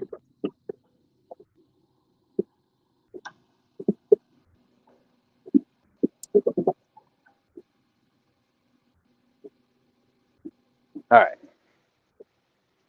Now, where am I at? I'm in the water. That's where I'm at. The James River. Thank you.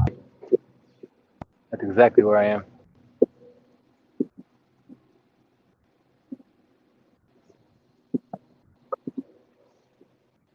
Yeah, I think dragging definitely would have been the technique of choice, and I don't know if anchor fishing would have done me any good.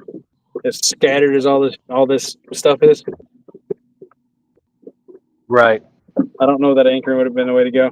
I mean, I would have had to spot hop a bunch, you know, nothing in this tree, go to the next tree or whatever, you know. Not that I could have done it anyway tonight because of the lack of a motor, but you know what I mean? Yep.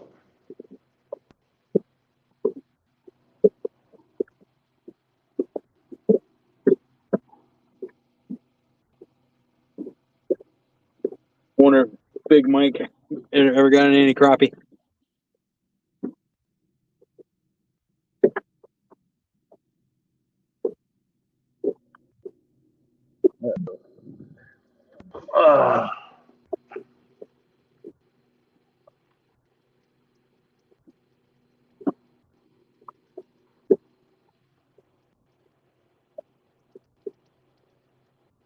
But yeah, now I'm going alongside the main channel again. I'm marking fish here too, so I definitely think my trolling motors or my batteries are giving out on me. that's not good, man.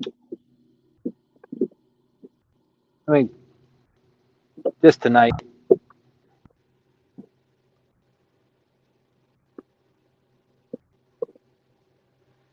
I'll have to put them in the truck when I'm done and take them home and charge them fully. Right. What I need to get is some solar panels. Yeah, Dana saw those and she's like, we need to get some of those for the boat. I have I no need idea. some solar.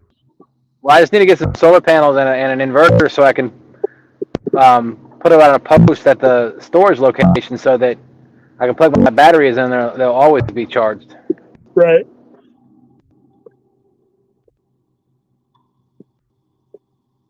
Not a bad idea, but yeah, no, you think she said something about getting one for the boat, especially for days where I go, you know, multiple in a row. You know, it could still have a little something going on at least. Yep. The wind has changed direction again. Hooray for drift socks. All right, my batteries have a little bit of life left in them. We got 25 minutes. Come on, batteries. Come on, fish. Yeah, that too. I'm talking about batteries. Come on, fish.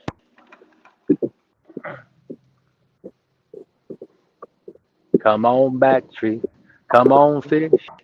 Come on home, lucky. I don't know. I got nothing else. I've lost one of the yachts. I only see one of them now. Just don't run into one. Don't pull a Daryl. Did he run into one? He ran into a barge. I was with him. That happened. Oh, so he was teaching you. Uh-oh. And that anchor rope was stuck under the steel tie-off cable, man, for that. It was ridiculous. Don't make excuses for him. No. He sat there at the back. He was telling me, hey, pull that anchor. So, okay, I went there pulling it up. And he's like, what's taking so long? I can't lift it, Daryl. We came up there, he started lifting with me, and all of a sudden we just lifted the whole entire 2-inch steel cable, braiding cable. Oh, that was the barge's anchor cable? Yeah. So we were sitting there trying to untangle it, and of course we were drifting. And yeah, that's when all of his ugly sticks got smashed into the barge. The first time I ever seen an ugly stick get broken. Wow. And it didn't break instantly; like it weakened it. So we went to the next spot, and he went to cast it out, and it snapped. Oh, wow. Yeah, it was quite different for sure.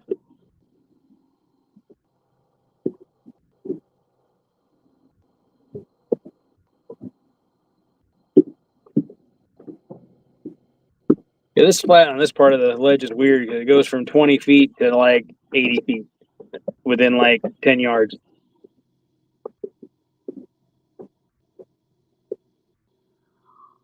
Right now, I have two baits suspended in the channel. I'll see if that produces anything or not.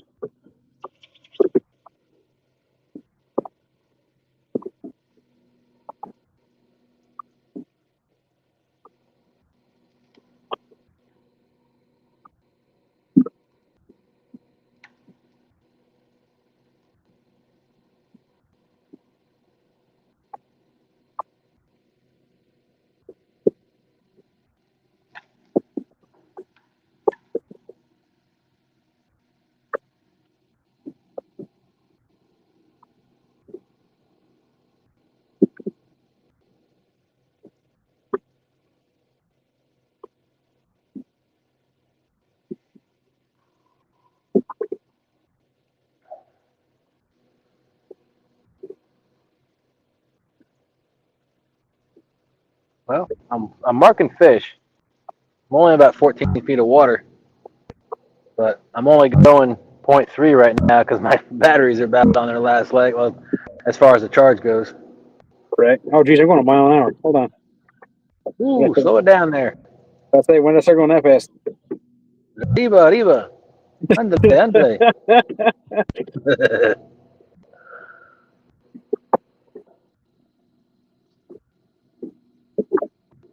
I can hear my prop squeaking.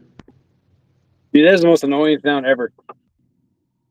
I remember mine was doing it one night and I couldn't get it to quit. It was the most awful thing ever.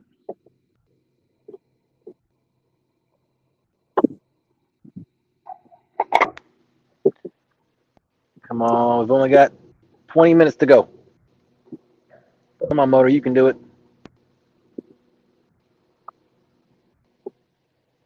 Don't quit on me now.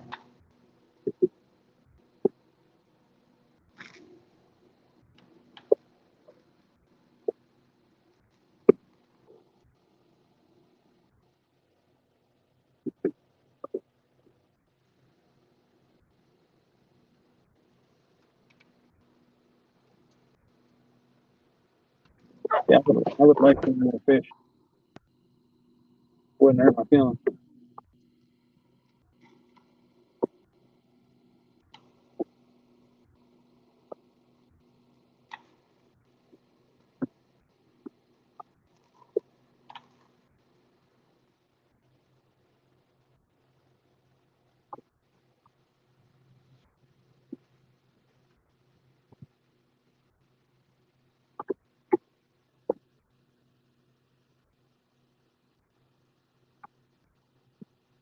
I wish I can get some lithium batteries for this thing.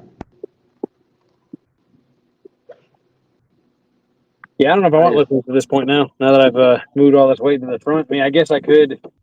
You know, the lithiums are generally speaking, they're smaller. They're getting smaller and smaller nowadays, even for the 100 amp hour ones. So if I could find a way to keep them watertight, you know, waterproof and fit in this compartment, then I could have more storage on the front. That'd be kind of nice.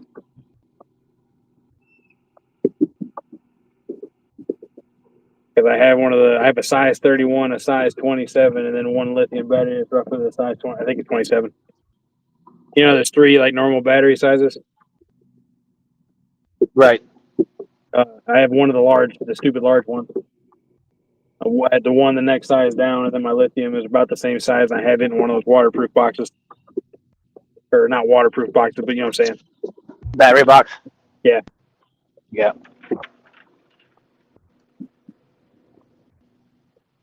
I do have enough room in there that if I ever upgraded the trolling motor to a 24 or 36 volt, if I could go lithium and fit all the batteries in there.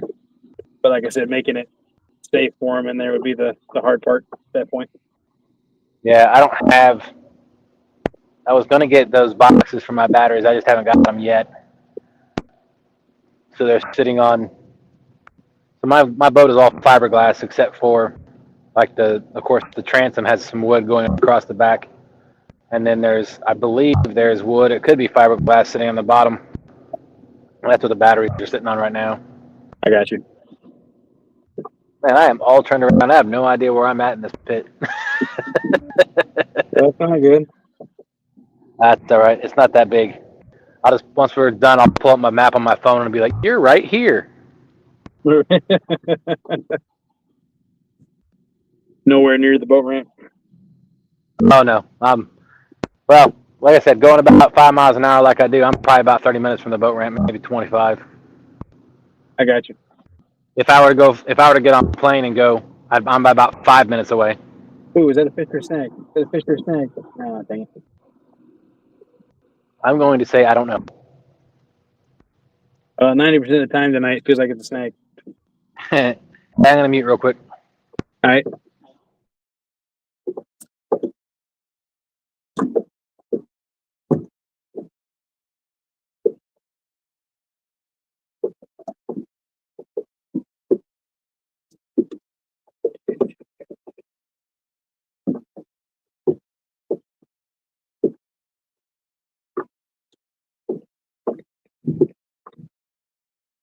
Ooh, that's a good looking mark.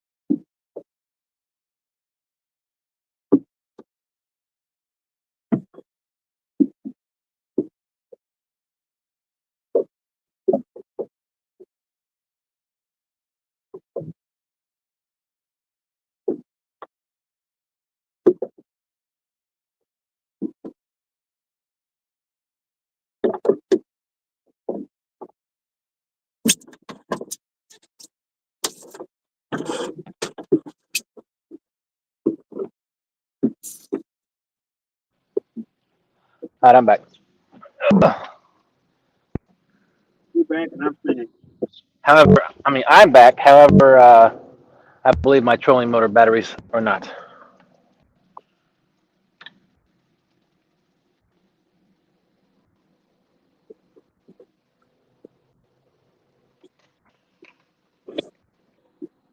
I could still troll technically. I just turn my motor on. It's really quiet. All right. Time to go fishing for a troll or fishing for a planer board again. Oh, Ooh. what did you say, Pat? I'm glad I decided to turn my motor on.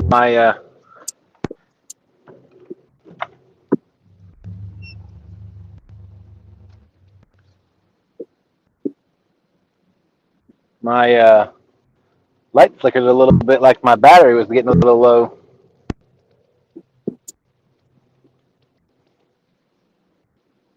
Oh, I got lucky. What happened? I broke off. My planer board stayed on my Oh. my line.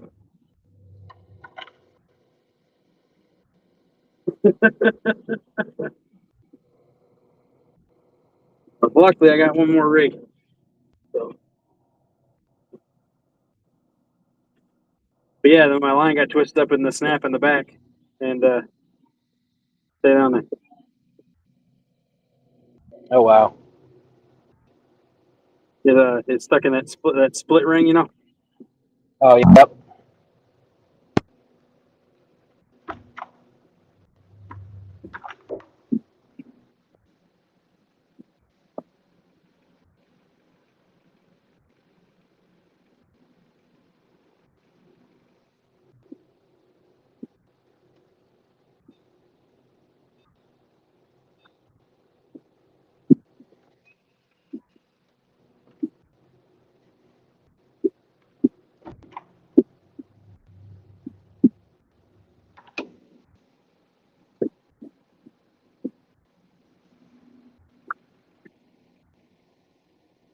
Can't go too fast because my yellow clips will disengage. I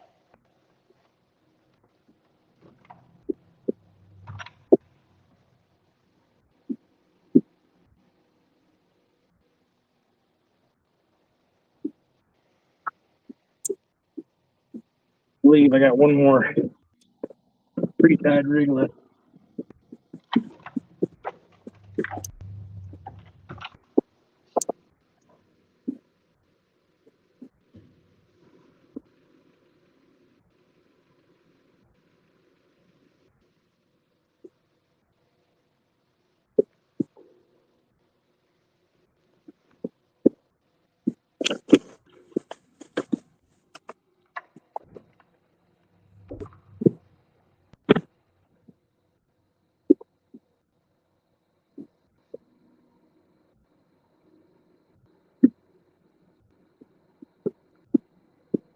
Is that what I think it is? What? Huh. So remember that? I don't know. Did you remember that frog I had on board? Yeah. It's still here. No way. He's looking up at my rods, like he's underneath them, looking up at them. That's hilarious.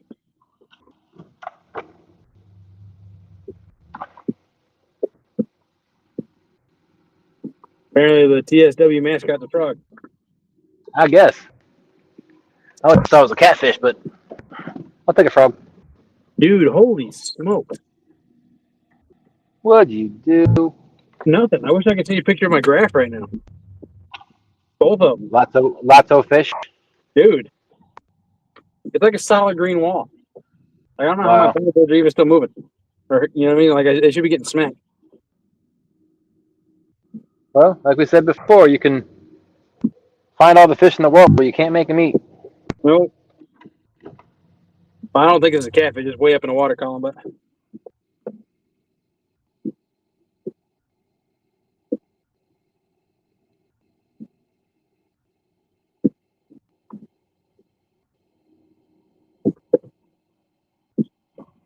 like it's around the 10-foot mark. Oh, gotcha.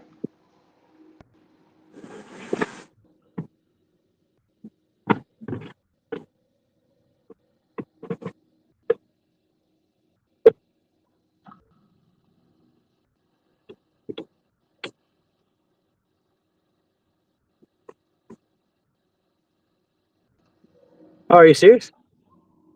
I've gone through No. all of my 2-ounce weights I bought. They're all gone already. Lost all on Oh, one trip. wow. Yeah.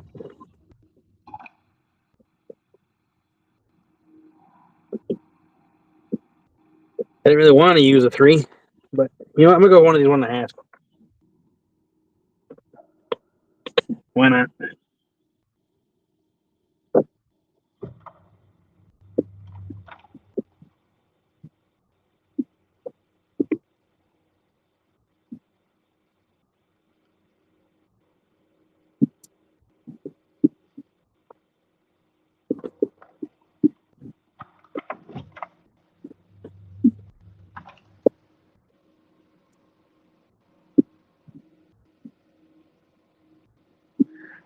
Well, the downside of trolling with your main motor is every time you engage it, it jerks the bait. Right. Makes sense.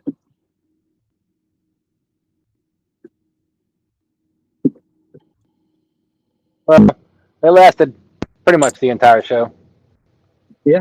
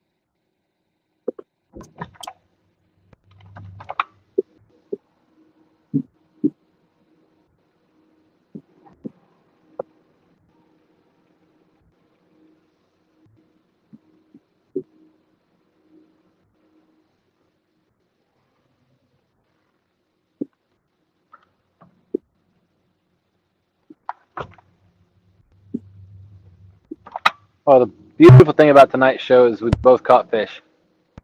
Yes. Definitely. Definitely a good thing.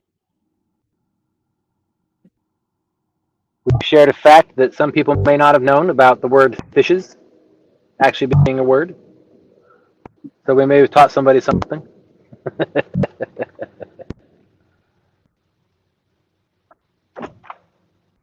That's the goal of the show. So that's not a bad Absolutely. reason.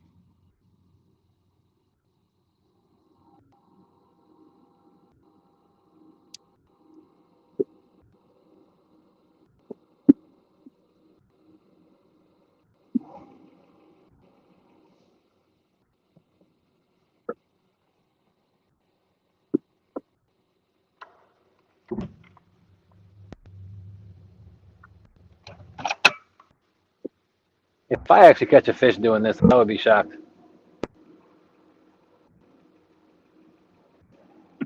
What are you doing exactly? Every time my boat slows down to 0.5, I engage the main motor, speed it up to about 0.7, 0.8, and then it slows down again. I kick the main motor in again. Yeah. I understand what you were saying earlier now. Because I didn't get it at first. This one's being weird. I gotta check it.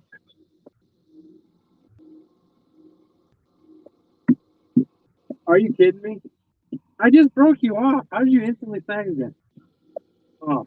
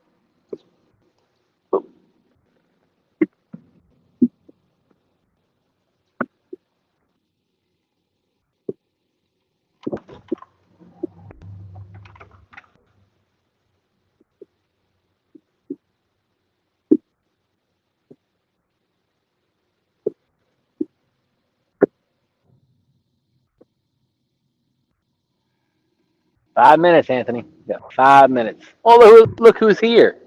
Who's that? Mr. Trophy Seeker Outdoors, Daryl himself, saying everybody is out late tonight. Well, so are you, sir. Isn't it way past your bedtime, Grandpa? Oh. Appreciate you coming in, though, man. Hope you did well in the tournament.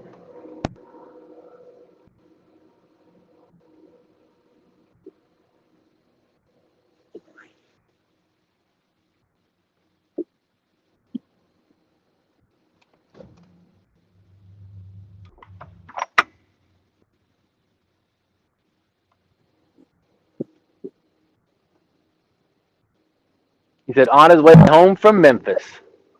Yeah. Sounds like a long drive. It is a long drive. I think it's at least 4 hours, I think. Well, that's a short drive. From being from one side of the state, well, yeah, the hills, Georgia, I guess technically, but I know from Chattanooga to Memphis it's at least 4 hours. Because it's 2.5 to Nashville, I think it's 2 more hours past Nashville. Something like that.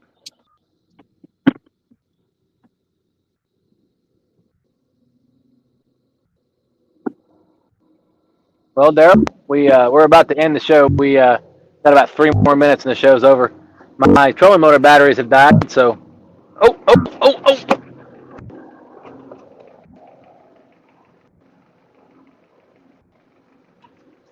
That was definitely a hit. I think you still with us.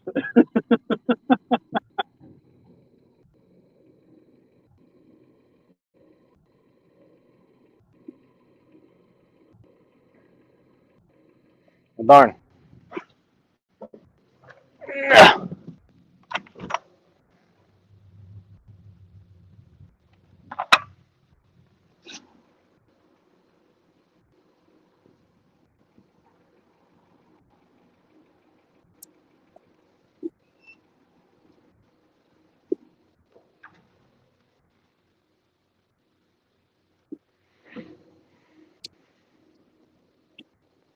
He said an hour drive from Memphis to his house.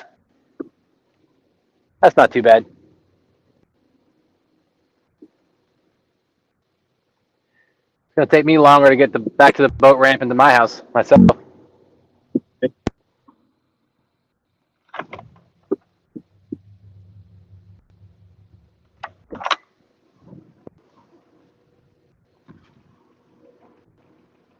Well, it looks like that planer board is no longer planing.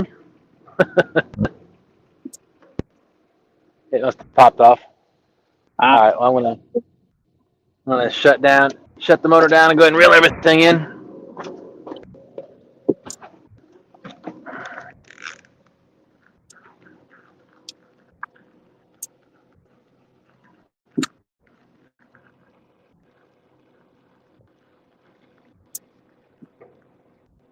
Oh.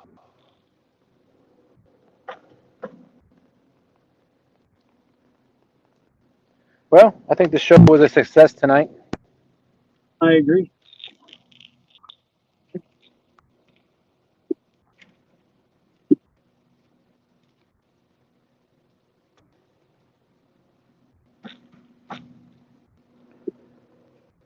Oh. Ooh, I'm not standing on that. I almost took a spill last time I stood on that middle board there. We definitely don't want that. It'd be an interesting way to end the show, but not exactly what we want here. Correct.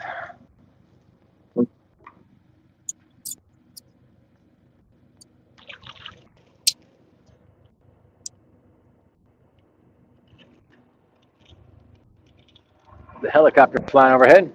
Oh, geez, I obviously missed hits with that one.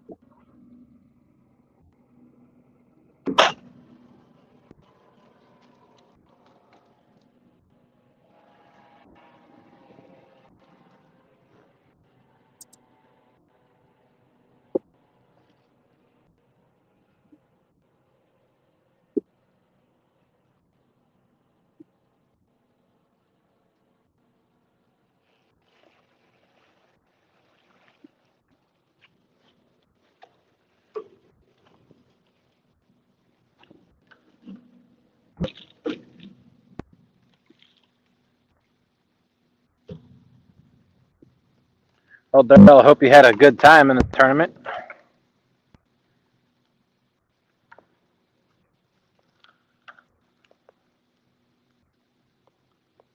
I can't read chat right now, but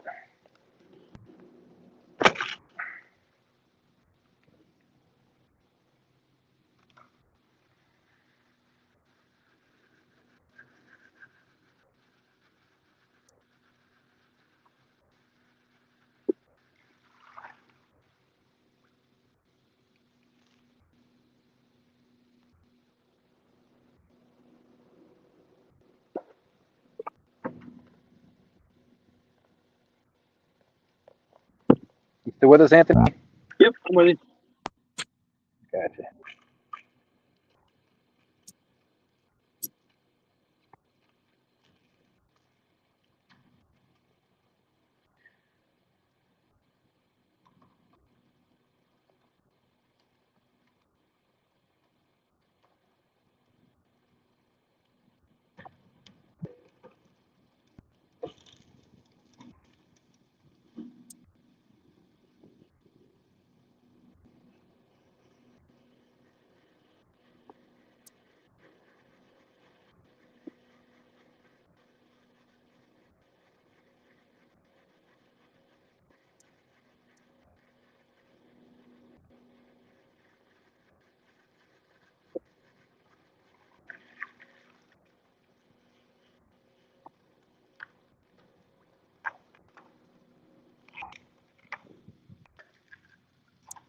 I'll put it on.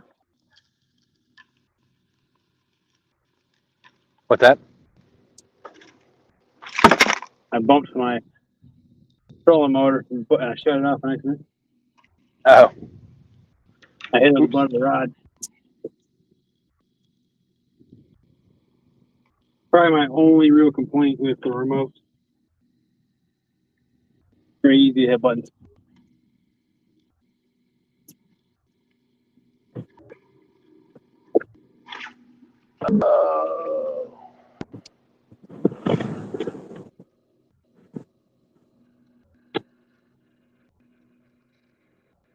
Trying to get back out of the 50-foot water. I definitely messed that up. Probably bumped a button that I didn't want to bump either. My guess.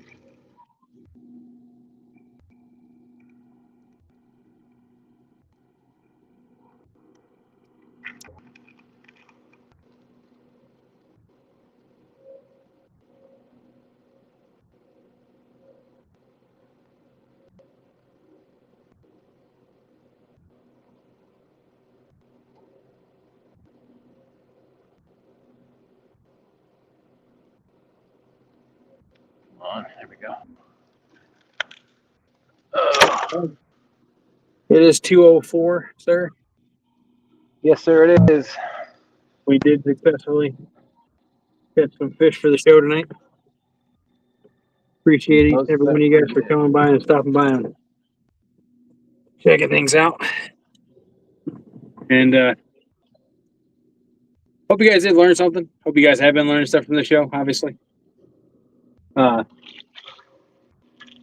Dustin and I said from the very get-go, we are not professionals. We're just guys that like to fish. And we hope that us doing the things we do helps other people out in either figuring out something new or getting better at something they've been trying to do. Or just offering a fresh perspective. We fish two different bodies of water doing the same techniques.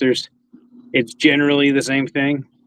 Subtle differences. He prefers to rig his stuff a certain way. I prefer to rig my stuff a certain way. And we have reasons for it. And I know periodically we've explained that. And obviously, if you guys have questions, you can always message us here on Facebook or anything like that. And I know he'd be glad to help you out. I know I'd be glad to help you out. So, absolutely.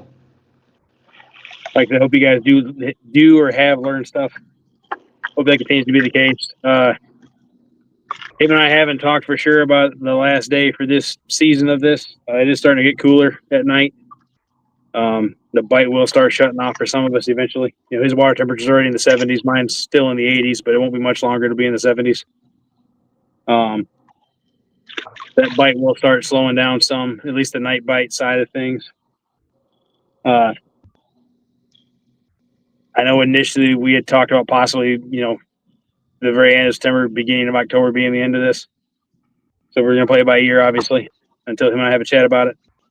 So we got a couple more episodes coming up for you guys at least. And unless you got something else to add, Dustin, obviously if you like any of the gear we're using, you can use either of our codes, TSW10 or YAK10 over at FOAcustomsgear.com. If you like any of the Ancient Mariner stuff, I believe, Dustin, you said you had a code for them as well. I can't remember. You can go to rivercasttackle.com, and you can use code, I think, 92210. You can get a discount on Ancient Mariner gear through Rivercast Tackle. He's partnered with them. There you go. So nothing from me, but Captain Spiro's been Spyron has been fantastic to me, to us, to Sean and I over the last 4 years. So I won't use any other gear, any other reels other than Ancient Mariner reels. And you should check those out if you can. Like I said, ancientmarinerfishing.net or rivercasttackle.com. But also, real quick, when we first started the show, one of the things that we talked about and suggested was that so our channels are monetized. So we get funds from YouTube for this show, and all of the funds that we earn from this show will go to FOA. We will donate the funds to FOA. So, yeah. I'm not saying that we're not looking for super chats or anything like that. I just wanted to let everybody know, transparency-wise, that, and I will try to, on our last show, I'll try to bring a receipt or some sort of way I can show y'all that how much we've earned for the channel for this show, and then show you that it's been donated to Freddie and Nina to help the business, because they help out so many people that a lot of people don't even know what they do. So just a little way of saying thank you to Freddie and Nina and helping them out the way they help everybody else out. Sure. Yeah, thanks for joining us. Hope everybody had a great time. Hope everybody learned a few things as I'm cleaning up my boat to try to get everything ready to go back to the dock. But thank you all for sticking out with us tonight, and hope everybody has a wonderful Sunday, rest of your weekend, and a fantastic work week. Anything else? Nope, I gotta reel everything and go fishing for a board. So. All right. Well, thank you all again. And like I said earlier, I won't be here next week. So, Anthony, if you're able to do it, then we'll make it happen. We'll, yeah, I'll definitely get with you and talk to you about that when we get to that point. For sure. All right. Sounds good. Well, hope everybody has a great weekend, and we will talk to everybody soon. Take it easy, buddy. Be safe going home.